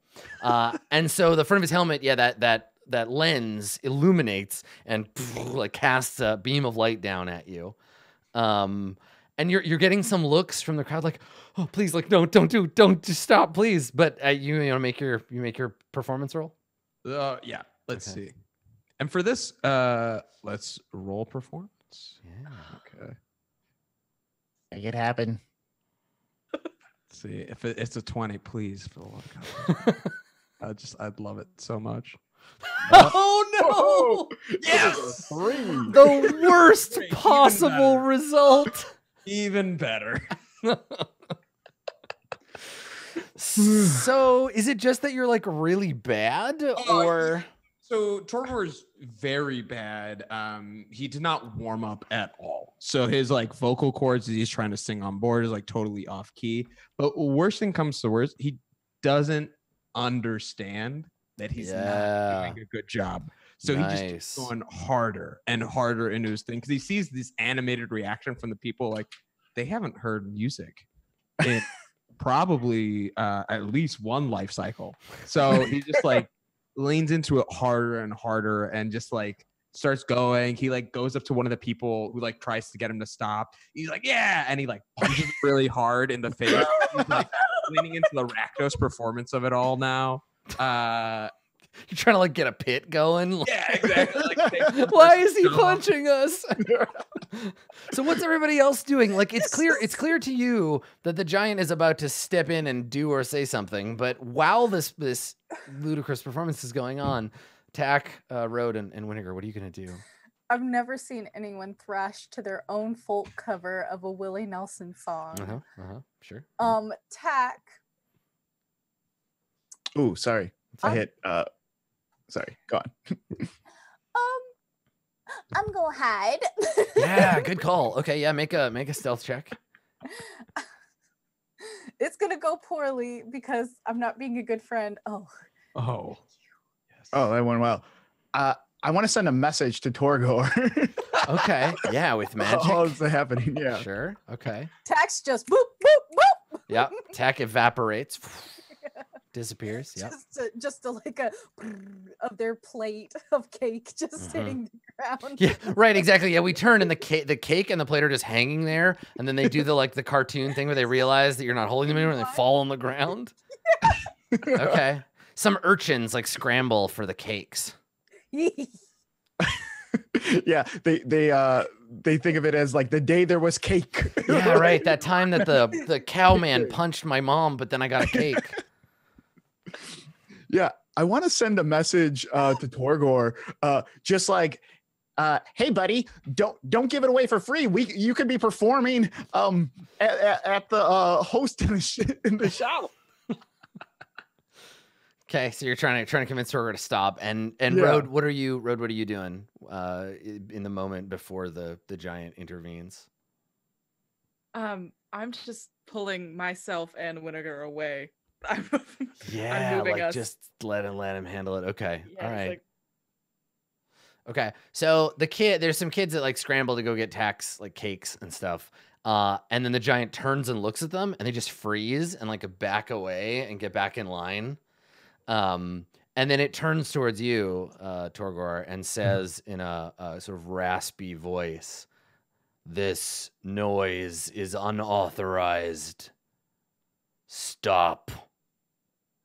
Somehow this cuts through Torgor's performance, and he says, "Sorry, Torgor was performing there. He couldn't hear you. Did you say this noise?" Oh God, Torgor. And the giant says, "Unauthorized broadcast. Cease." Everyone wants Torgor to smash, but Torgor just wants to play his lute. You know, if you want Torgor to smash, Torgor will smash. And he like gets his maul ready behind, like takes it out and like lays. He thinks about smashing this lute. He really does. But he's like, it's his only one, so he's like, he like puts it behind his back. We'll just settle for giant. Okay. I'm aggressively hiding. Yeah, I'm aggressively pushing Winnegar away. At yeah. this The point. three of you, you can Torgor! see Torgor facing down a foe like far superior. I want to keep whispering, Torgor, you need to stop right now. Hey, follow us. We got to go meet Rose. Whatever you got to do, just put that thing away and just like run, please. Can I roll persuasion? No. Torgor's like, for you, best friend. Anything for my number one fan. Everyone for my number one. Do it for fan. you, Stan. He like settles it back, like puts the thing down, and he like makes eye contact. He's like, in his heart, he's like, this monster got lucky today. Yeah, I like the idea that like Torgor even sees Winnegar as like Stan, like Yeah. like it's his groupie. Yeah, it's mine. I love it because, like, in the future, Torgor's gonna be like the Hulk, and it's gonna be like a Hulk and Black Widow scenario. But it's gonna be like Winnegar like entering the room and like unzipping his tunic, and there's like another tunic with like Torgor performing on it. And he's like, oh, my biggest fan, yeah. Yeah. Kinda. Torgor made you a shirt, Winnegar. Nice. Okay, so you're gonna just be like, Torgor, come on, let's go. Let's just get out of Yeah, here. let's go. Come Okay. Where are you going? on. I want to go where we're supposed to meet Rose and check out the place first. Mm-hmm. Like scope out the place, do some rounds around the block, try to be inconspicuous, Okay. and like get the lay of the land in case like it could be a setup or Sure. Yeah, I'd Winnegar's also there. like to make sure that we're not being. They've got to have their eyes on us now, don't they? But I'd like to make sure that they're not aggressive eyes. Yeah, Road, make a perception check. Mhm. Average at best. Good. You got a 10. That is perceptive. Let me see. Let me see. I'll make a roll to see if you spot anything. Probably you won't though.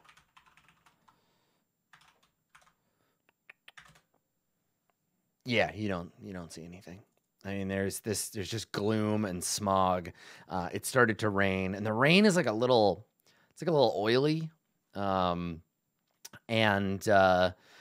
and around here, the only movement is just like very orderly lines of people moving slowly, one kind of step at a time.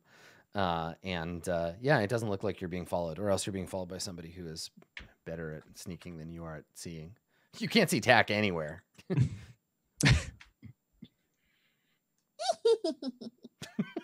Yep. Just hear this goblin giggling on the Sure, wind. Tech is around, just not visible to you. Are we close to where we're meeting Rose? Yeah, I think you Are can we- just walk over there.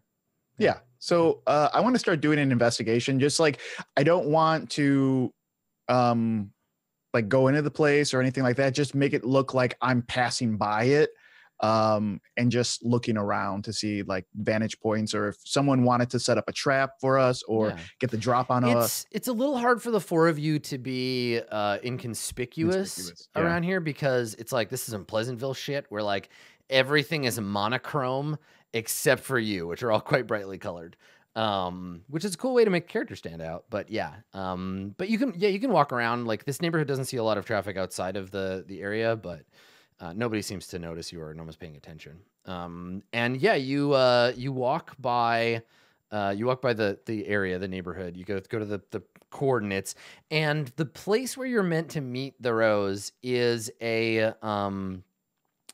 it's a bit of an aberration, right? So there are all these very orderly kind of rectangular buildings of the same height with the same amount of rooms in them. But on this block, two of them kind of jammed in between two of these big buildings is a very narrow looking shop. It has no front window, it just has a door because there's not enough room for a front window. And hanging over the door, there's a wooden sign, no words on it, but there is a picture of an open book on the front of this sign. Oh, okay. What does the sign say? Does it say? It doesn't have any words. It's just a picture No of words. a picture of a book. Gotcha. Picture book. Cool. Yeah, Winnegar takes note and like keeps on walking by, like trying, like this obviously sticks out to him, and like, this is okay, and just passes by. Okay. Yeah, just kind of like walk around the area. Yeah, you were saying you wanted to kind of like reconnoiter. Do you want to make an investigation check? Yeah. Okay, cool. Okay. So what? I mean, you can ask me some questions if you have, and I'll keep your 9 in mind. Yeah. So he would be looking at the buildings across the street. You said there's like no one really on the streets, I guess. So Yeah, that's there are like commoners like trudging about, but Yeah. there isn't anyone kind of like hanging out. There's nobody like sitting on their stoop like having a cigarette. There's just people like walking in, and everything around here seems to operate on shift. So probably within a little while of that sound of that steam whistle going off, the streets would be empty because everybody would be home. Oh, okay. Right. Yeah. Yeah. Yeah. So yeah, I guess he's just taking note of like trying to the travel patterns, like vantage points, stuff like that. Yep. Okay. I assume I'm there with him doing the same thing as well. Okay. Sure. Yeah, you can make an investigation check too if you want that. Everybody look out, that -1 to investigation. No, okay. You're not doing much better. Nice. I'm just a warm body at this point. I mean, even that's debatable because you're. Yeah, true. Yeah. I'm part jellyfish. I have no idea if it's warm or not. Awesome. What do you guys want to just like hang out here and get? You guys want to go inside? I would like. Where did you come from? Oh my god! You can't just appear like that. Hey, I've been here the whole time. Also, I don't know where my cake is, but that's fine because I got this weird slop. Oh, slap. Okay. You want the bread? It's kind of rocky. Yeah, it's really hard. I think it is a rock. I'd like to. Can I use my thieves' cant at all to see if there's any like sign she may have left us for where she's going? Yeah, I mean, you already know that you're early, and that this is the place. So Awesome. yes, you don't have to worry about getting it wrong. Like, you're definitely in the right place. Yeah. Cool. I'm gonna go inside. Yeah, I'm gonna follow Tech inside. Yeah, follow me. Yeah, I'm following you. I've never led you into certain death before. All right. So you come in, and as I said, like it's basically It's like a glorified hallway with a roof over it, in the sense that you can't stand shoulder to shoulder. Like, it's a 5-foot space. So, Tack, you come in, and then Winnegar, you are behind them, and you can see over their head. There's about 10 feet worth of space between you and a desk. And then there's a door behind that desk. And sitting at the desk, there is there's an old man. He looks like he's probably in his like 70s. He's old and pale and wrinkly. Got like liver spots on his head. He's wearing a clerk's outfit. So he's got his sleeves rolled up so he doesn't get ink on them, and he's got a high collar. And in front of him, there is a book open on the desk, and he's making notes or like writing something in it. And when you walk in, there's a faint kind of metallic clinking sound as the bell over the door is like rattled. And he looks up, and he's got a pair of like quite scratched glasses. And he looks up, and he doesn't see you, Tack, because you're like desk height. It just kind of gives you a quizzical look, like, you're not my usual customer. It's like, something I can help you with. Greetings and salutations, sir. I was in the neighborhood and wanted to check out your shop. It looked very interesting from the outside. Just I nod. squints at you through kind of roomy eyes, and he says, just wandering through this neighborhood. Getting the lay of the land, as it were, taking in some of the sights. I had a vacation day, so I decided to check out the neighborhood. He looks at you and he says, is it League?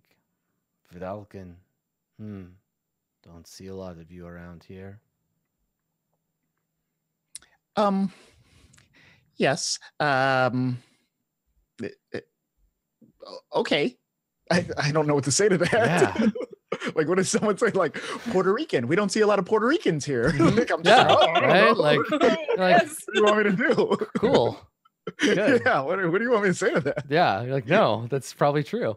Yeah. Like, listen, old man. How dare you? Clint Eastwood. You'll never see another one like me again. You keep this attitude up. Yeah. But this is like, is it a bookstore? Is it, You can't, I don't know. You can't see any I don't really know. merchandise. Yeah. It's Great. just like I'm a gonna- dude sitting at a little desk with a Yeah. door behind him.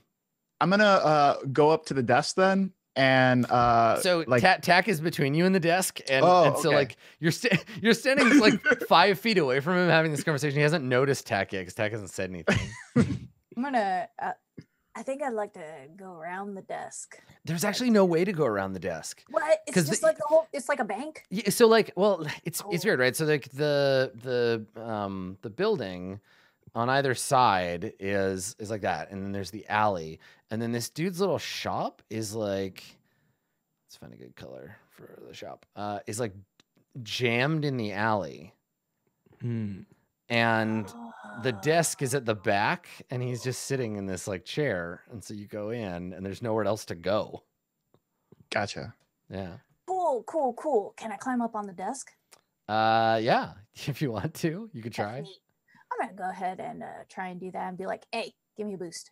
So when he hears that, he hears a voice. He like peers over. He's like, "Oh, Ah. I didn't see you there. Hold on." And he like leans under the desk, and we see one of his dry, kind of ink-stained hands grab like a brass, like a knob or a handle or something, and he pulls on it, and there's a clunk, and under your feet, the floor lifts up. It goes like Oh, wow. and like lifts you up to eye level with him. Fantastic.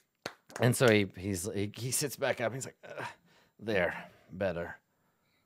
Hey, this is like on my friend's bucket list. Could you just like humor him or whatever? He's He looks he's like, dying. humor. Constantly. Yeah. Guys, am I dying? He's One of his absolutely last dying. wishes was to see all the shops on this plane. So he wanted to visit the Undercity, and he got like this weird like tomb rot down there, and doctor says it's bad. Anyway, could you just like humor him? Oh, your friend sounds like he's in bad shape, Tack. Yeah, it's super sad. So And wait, like Tack just like makes his face at the sky like wait, last wish of your friend is to see this place. absolutely. What can we say? Izzits are weird, huh? It's Am I right? probably the saddest thing I've ever heard. And he assumes, as I do, that you're talking about Winnegar. So he looks at We you. are. He looks at you. We And are he kind of, absolutely talking yeah, about Winnegar Winnegar. doesn't realize that, but This guy seems like a real right? loser, Yeah. guys. so he kind of purses his lips a second. He looks you up and down the way one might look at like a horse they were considering purchasing, and he says, "So you are to die. You want to sell me your body?" Sell you my body? Hey, he already has a Golgari agent for that, so it's Golgari will only turn you into goop. I can make use of your body when you don't need it anymore. Ooh, I don't like that. What does that mean? And he shrugs. He says, "What do you care? You'll be dead." That's true. It is a philosophical dilemma. what We are Golgari philosophers. do to make sure that he doesn't get turned into anything weird when he dies. It's very cut and dry what we're gonna do with him when he dies. So You Golgari, so uncreative. educate me. And he's like, I'm not talking to you, Goblin. I'm trying to make a deal with your Fair. friend over here. Yeah, and so he's just like, I have all the paperwork already. It's not my first time making this deal. You sell me your body when you're dead, and I'll give you 50 pieces of gold right now, today. Oh man. Well, I'm but I don't so- know what you're gonna do with my body. Yeah, I'm so sorry. it we've won't be your actually, body anymore. You'll be dead. This But do we Simic have, like, Combine is actually, we've sort of made a he doesn't remember. It's fine, but that's sort of an us thing. Oh. We have plans. There are some dolphins waiting. Yeah, and he scowls and looks at you, Winnegar, like you've made a dumb move, and he's like, "That's going to be a problem for you, making too many deals. Only one body. I don't want it. I've changed my mind." Oh no, you gotta. I mean, I'm super strong. I can do lots of stuff now. No, I don't He's want like it giving now. me the hard sell, and now I when mean, he like wants maybe he's like, I don't know, because then I might have to deal with like the Simic come looking for your body, or like you already made a deal with the Golgari. Like, you're too complicated. You got drama. I Yeah. don't want that. Well, the way I feel about it, one of us has got to kill him first. Wait, what? Kill me? What? No, What? your friend? Who? Sir. So do you just hang out in this alley buying bodies? No. Corpse buying is a hobby. Speculating. Yeah, I like model trains. This is Etsy Frontier. Yeah, and he nods. He's like, I have seen. Very small. Quite cute. Winnegar likes this guy. Winnegar's like really thinking about it. Like, I could use 50 gold. Yeah, maybe I should look into like buying bodies. I don't know, guys. Yeah, and so when you say that, he's like, anyone else? What about you, big boy? And he looks at Torgor. You want to sell? Torgor's body will go where Torgor's body goes. He puts Free his hands body. up like, all right. Sounds like free real estate to me. Plenty of space under there. It's free real estate, Torgor. Yeah, so he says, no, I keep books. Oh, like you're a bookkeeper for other people, or And he nods. He says, ledgers, numbers. yeah. This is Numbers are the boring. worst, am I right? Tack just goes down the stairs. Ugh. Books. How early are we for this? Like a while, like an hour at least. God. Guys, I would books are interesting. I The would leave bookkeeper- Winnegar here to make conversation for an hour, but then Winnegar would lose his body. Yeah, like if you don't stay here and babysit him, yeah, pretty much this dude's gonna. Does he lose his body or does he gain 50 gold pieces? Oh yeah, that's true too. Guys, what should I do with my body? New subplot. This guy's really interesting though. Like bookkeeping is amazing. it's like it explains the entire map of businesses. Right, and as Winnegar is talking, this guy is just like, I feel so appreciated today. Like, this is great. I don't often get strangers come in here and, really appreciate me, unlike the rest of the people that I know. Who do you What keep the- books for? And he scowls at you and he says, privileged information. My clients are my own, but I'm very good. Don't doubt it for a second. Good. Where do you keep the bodies? How do you get them? How do you? Oh, that's true too. hide?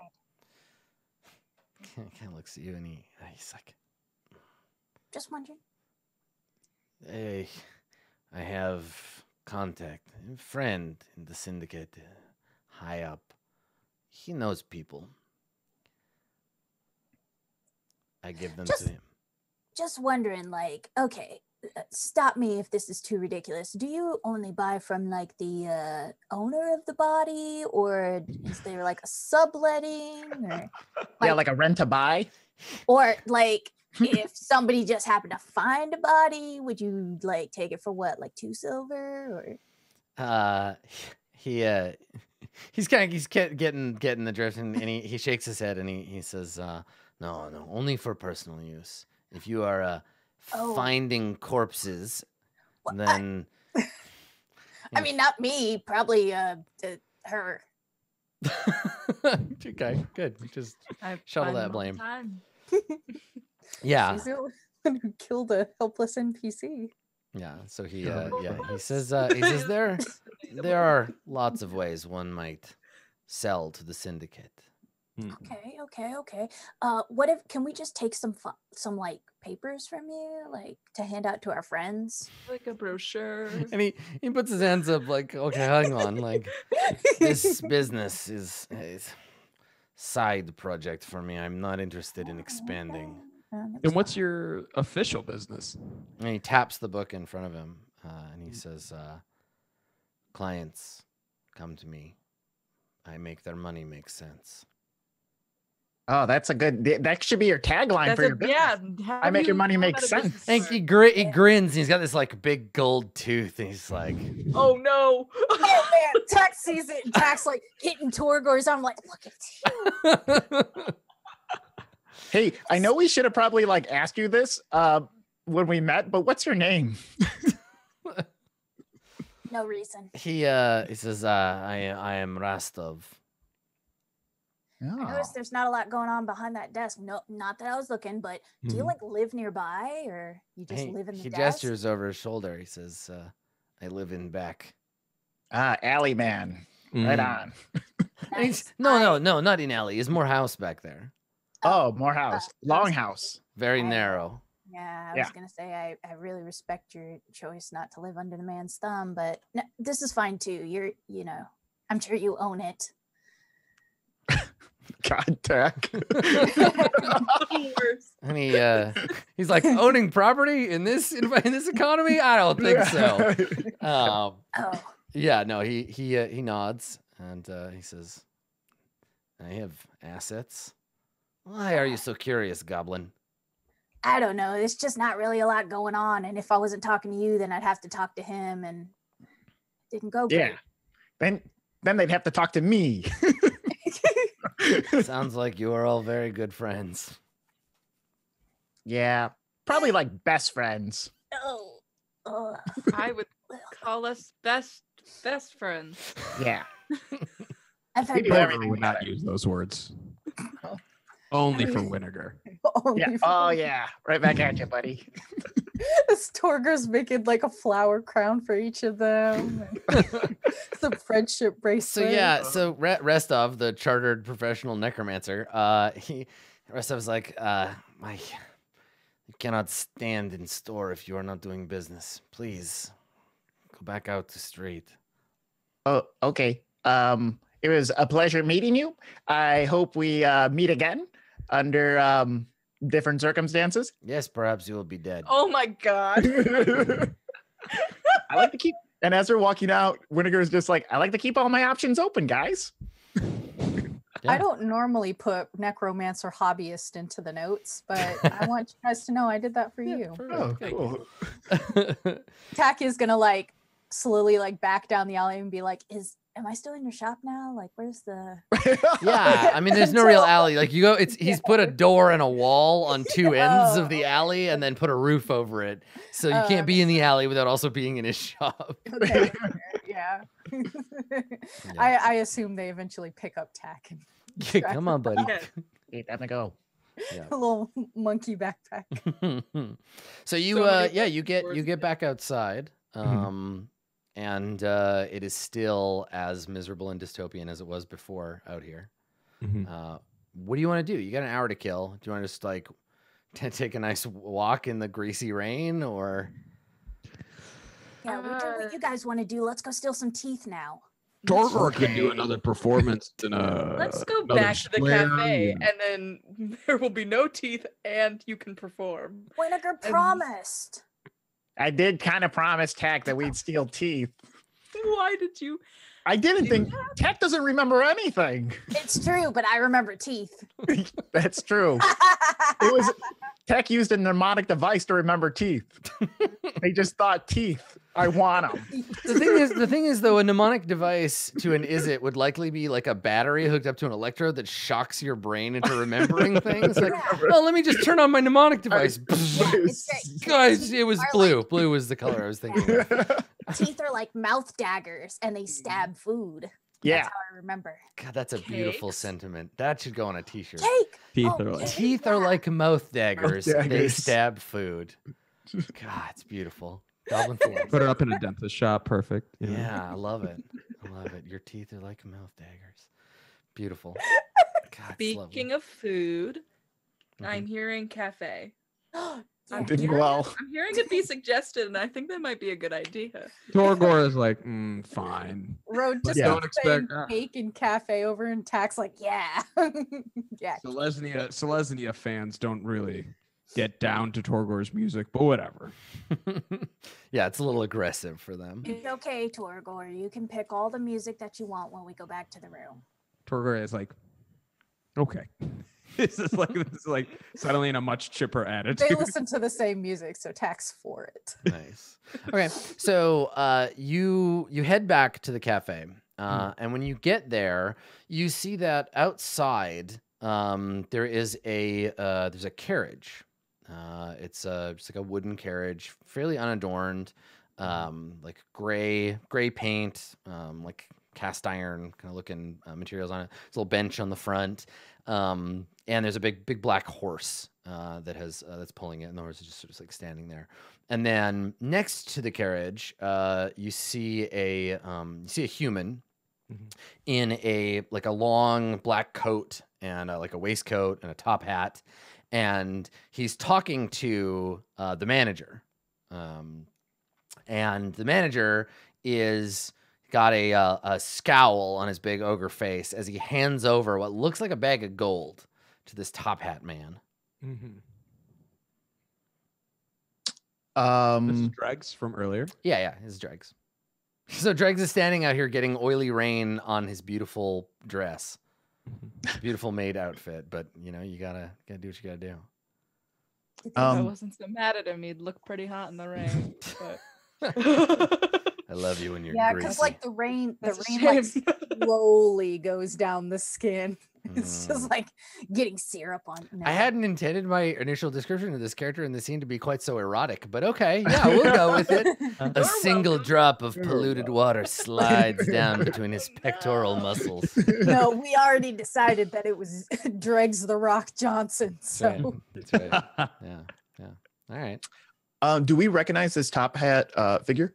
You don't recognize like specifically the person, but everything about the way they're dressed screams Syndicate, right? Screams Orzhov Syndicate. boy.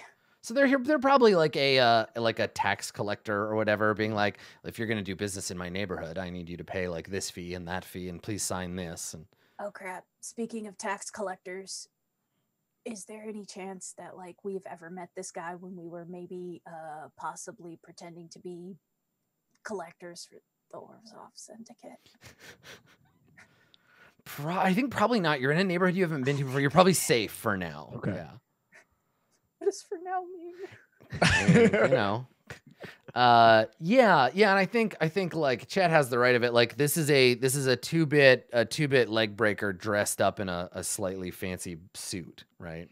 That is dumb, but I want it. Yeah. You could fit like your entire head. Like the hat could just go over and cut holes in it, and it could be a little hood. I was thinking I could hide cake in it, but You could put cake on top of your head and still pull it all the way over your head. That's so much better. Yeah. So yeah, they're concluding their business, and the big man shakes the ogre's hand, and you're used to seeing Dregs like looming over people, and even though this guy is like a big dude, he's smaller than Dregs, but Dregs is the emotionally smaller of the two in this thing. Like he's come out of this is a bad deal for him, but he takes the gold, and this guy's grinning, and he like shakes his hand. And Dregs is holding a slightly rain-dampened contract or something. And this guy gets back into his carriage, which complains loudly as he settles into it. And then on the seat, you see a shimmering of like a faintly spectral form of the like ghost driver of the carriage. And there's a cracking sound as the horse pulls the carriage away from the front of the front of Dewdrop, which is totally asleep by now. And yeah, it passes you. And I think a bunch of like greasy rainwater in a puddle gets like splashed up towards you. Yeah, everybody make a dexterity save because it's important. Yeah, because it's important to road, but we might as well all roll to see. I kind of hope that I fail. You can just blow it on purpose. You can just stand there. Yeah, I haven't taken a bath. Damn it! Oh, rough. All right. I'm so mad. Tack and Torgor again with the good dex roll. You 20 for dirty water. So you just step back and the water splashes up in front of you, but it nails Winnegar and Road. The two of you just get splashed. Yeah, Winnegar is about to make he's about to make a tax collector joke, but also like tax collector. Right. Yeah, they're here to joke. get you. It's the tax collector. Like, hey, it's kind of like and then like the water goes in his mouth at the same time. Oh, misery water. It's like pulling out. That lasts for 1,000 years. Yeah.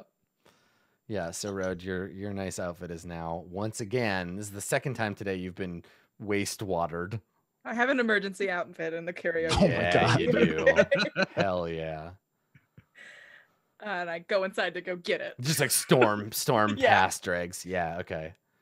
Yeah. I'm gonna talk to Dregs. Be like, hey buddy, what's going on? I'm gonna back up Winnegar on that. Okay. Yeah. Dregs shakes his head and he's just like, this is an Orzhov neighborhood. I had to pay the bills. Oh, bummer. Torgor's like, protection bills? Does it matter? They showed up and demanded money. Torgor, it's a shakedown or takedown situation that we got here. Well, Torgor would take down and then shake them down. Okay, Torgor. let's just settle down here.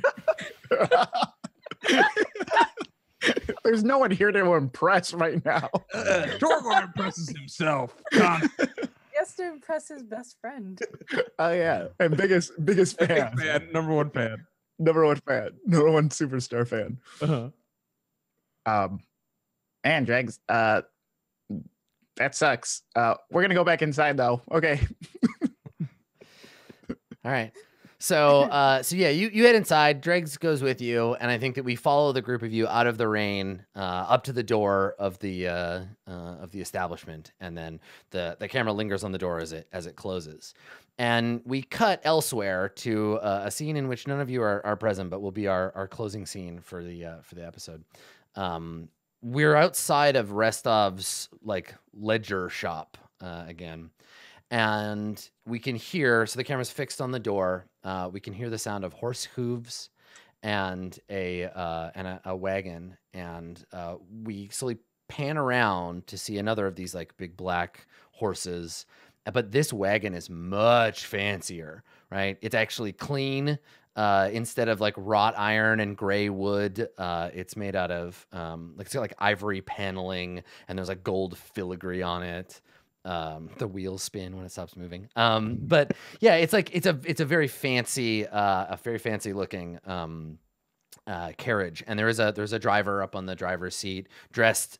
She's dressed in finery. She's got like curly red hair, and she's got like a little driver's like cap, and she's like whipping the horse along, and she pulls the carriage up to stop.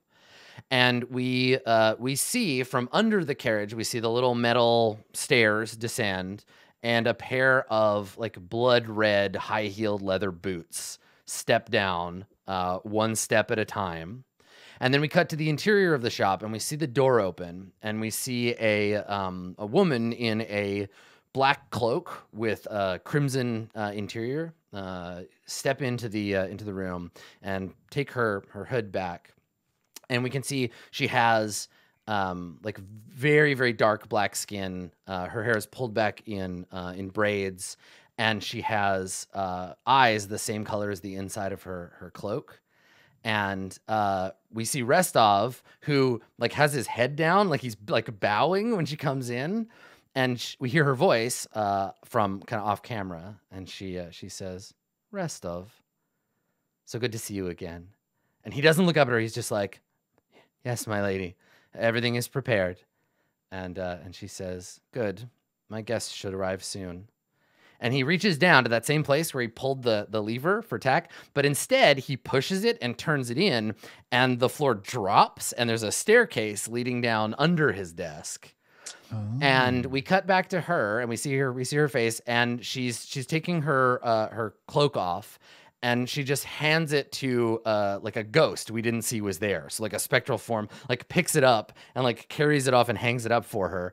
Underneath, she has a like a black leather corset and a white, like an ivory white, like blouse. She's a rapier on her hip, and one last shot before she descends down into the room underneath the place is that she looks right at Restov, which is for us like looking at the camera, and she smiles, and we can see that she has two very sharp looking fangs, and she descends down into the area below. What? And that's where we fade to credits. I'm in love. What? Yeah. That's awesome. So there you go. So this is a character you will get to meet shortly. Yeah. So that's it. That's our episode for today. Thanks for coming, everybody. This is and I like Christoph in chat says, "Looks like this rose has thorns." Oh, very nice. Very nice. Love it. I'm really enjoying like this episode is fun. I wanted to give this episode and like the next couple to like explore the setting a little bit and explore the characters. And I love how we got to have both kind of like, there is a bit of whimsy and sort of silliness that's available. Like Magic as a setting has always had this, where there's like serious, intense stuff like vampires and one-eyed giants and miserable proletarians. But then it's also got a fair amount of like sense of humor and silliness, which is really nice. It's a hard tone to hit, and it's cool getting to kind of play with those a little bit. So thanks for that, everybody. Yeah. We will. I'll let everybody do their shout outs, and we'll say goodbye. So let's start. I think we started with you last time, Carlos. Let's do it again. Carlos, where can people find you on the internet? What kind of things do you do? The internet. My name is Carlos Luna. You can find me on social media under Carlos Crits. You can find me on Sundays at noon Central Standard Time on this channel, on the D&D Twitch channel for Rivals of Waterdeep. You can also find me every other Tuesday on the Dungeon Rats Twitch channel. It's a podcast, an actual play podcast that I stream. You could also find both those in podcast form. Also, I haven't uploaded in a while, but you can check out my YouTube as well under Carlos Crits, where I talk about Game Master stuff. Yeah, cool. Carlos, we should like co-do an episode of Office Hours or something together. Oh, that'd be awesome. Thoughts about game mastering. Yeah, I think that'd be really fun. Yeah, that'd be awesome. Cool. Awesome. Thanks. All right. Resident knife toddler, Tack, TK, tell us where we can find you when you're not here eating cake and stabbing stuff. It's me. It's TK. I read those spooky stories on the internet, and if you like spooky stories, then you can read them at tkjwrites.com. You can follow me on Twitter, TK Joins the Fray. My pinned post is now updated with like all the streams and stuff I do. Sometimes I stream at other times, and I will put that on Twitter, and we'll play Planescape Torment together, or the only Prince of Persia game that I own /play, and that'll be nice. We'll have a good time. if you like those spooky like streams and stuff, and you want to see me put mouths on inanimate objects and ruin my friends' lives, then you can watch that on Friday nights on this channel. It'll be great. This channel being Wizards D&D channel. Yeah, there you go. Yeah. And it'll be great. We'll do some Tales from the Mists, and I'll make my friends cry, and you can watch, and you can cry too. I like it when people cry. Buy my book. That's it. I like it when people cry. Buy my book. Sick. I love it.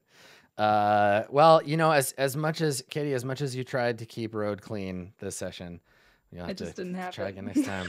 She's, you Not know, I believe in her elegance, but we have yet to. She's having a very incredibly bad day, and that's been gonna a rough be. day. Gonna be all Well, right. I hope that you, Katie, are having a good day. And Yes, tell us, where can we absolutely. find you on the internet? Well, you can find me at Twitter at OKKatieMay. And then on Sundays, I DM and release a podcast called Dungeons, Dice, and Everything Nice. Our 2-year anniversary was this week. And you can head over there and at Twitter at Dungeons Dice or wherever podcasts are sold and find that as well. Excellent. Thank you. And last but not least, big boy with the horns. Yeah. I'm now on Twitter. I have created a Twitter. It is the same handle as my Instagram, so not difficult. Marood Boy. You can follow me there. I have not posted anything yet, but might be things that'll be popping up, so keep an eye out. You really got to think of that first post though. Like it's got to be really good. I think it. I'm gonna No have to think pressure. about it a lot. Now that the pressure's on, I was just gonna take a selfie of myself shirtless in my bathroom. Perfect. That's good too. Like That sounds like a good one. Real hot. But you can also follow me on Instagram at Maroodboy. Definitely posting a lot more fun stuff there. Little bits of stories, including my cat Azula, which is adorable, and you'll see it. And hey, if you're in Chicago and you're looking for comedy stuff, reach out to me. I've always got shows happening, and love to see you out there. Cool. I love the idea that you just started your Twitter and you haven't posted yet, so the people who are, you know, looking for that experience of getting in on a Twitter account on the ground floor day one. It's so hard, so rare these days. So thank you for that. 15 followers right now, so let's make that number. Yeah. Still single 2 digits. my first post on Twitter, I tweeted, "The future is now," like very excited about Twitter. And then I didn't use it for 2 years. Yes! And the second post that I have just says boring. Wow. I like the long, I went for the long play on that one. Mm-hmm. That's a good one. Nice. Good stuff. Cool. Well, you can find all of the content that we do for Roll20, both myself and some stuff that Carlos has done. All of that stuff lives on YouTube at MS Roll20, or you can check out our Twitch channel where we do live stuff over there sometimes. But for me, you can find me on twitch.tv/Adam Coble. Where for this show particularly, if you want to see some of the GM prep, some of the behind the scenes stuff, I put together a very complicated looking relationship map for all of the NPCs. I actually will say, I popped in for like a few seconds before the spoilers started happening on the first episode, and I've been using that relationship map method in my DMing. Oh yeah, draw.io is so fun, and I use it for everything. Yeah, it's great. So if you want to see that in action, you want to see like the behind the scenes stuff for Jace, that's over on my Twitch channel. You can follow me on Twitter at Skinny Ghost. You can also tune in right here on Mondays at 1 p.m. for Roll20 Presents Waterdeep Dragon Heist, which we are, I say this every week, we're just about to finish, but it's like, it's all over the place. So who knows? We'll finish it eventually, and we'll be starting Mad Mage with that same group, and we've been playing with those guys for a while. So I hope you'll come check it out. Otherwise, we should say this podcast, it hasn't been approved by iTunes yet, but this will be a podcast. Sorry. Yeah, Jace Beleren, that's right. Yeah. So right now, I think you can only find it on Spotify. We're waiting for iTunes to approve it, but it should be on like all major podcast apps within the next week or two. That's right. Yeah. So if you prefer, and maybe you noticed this episode, Carlos and I both trying to be like, you rolled a 17, because we want to make it so you can listen and not be like, say the number, you jackasses. Yeah. Because I've had that experience. I've been like, everybody's really excited about whatever you just rolled right now, but I can't see it. Yeah. So yeah, check that out. It was very surreal going on Spotify and seeing the like Jace Beleren graphics and like our names and stuff. That was pretty neat. That's cool. Yeah. So definitely check that out. I'm going to actually go and edit this right now. So there's audio for next week's episode. We will see you next time, everybody. Thanks for watching. Bye, guys. Bye, all. Bye.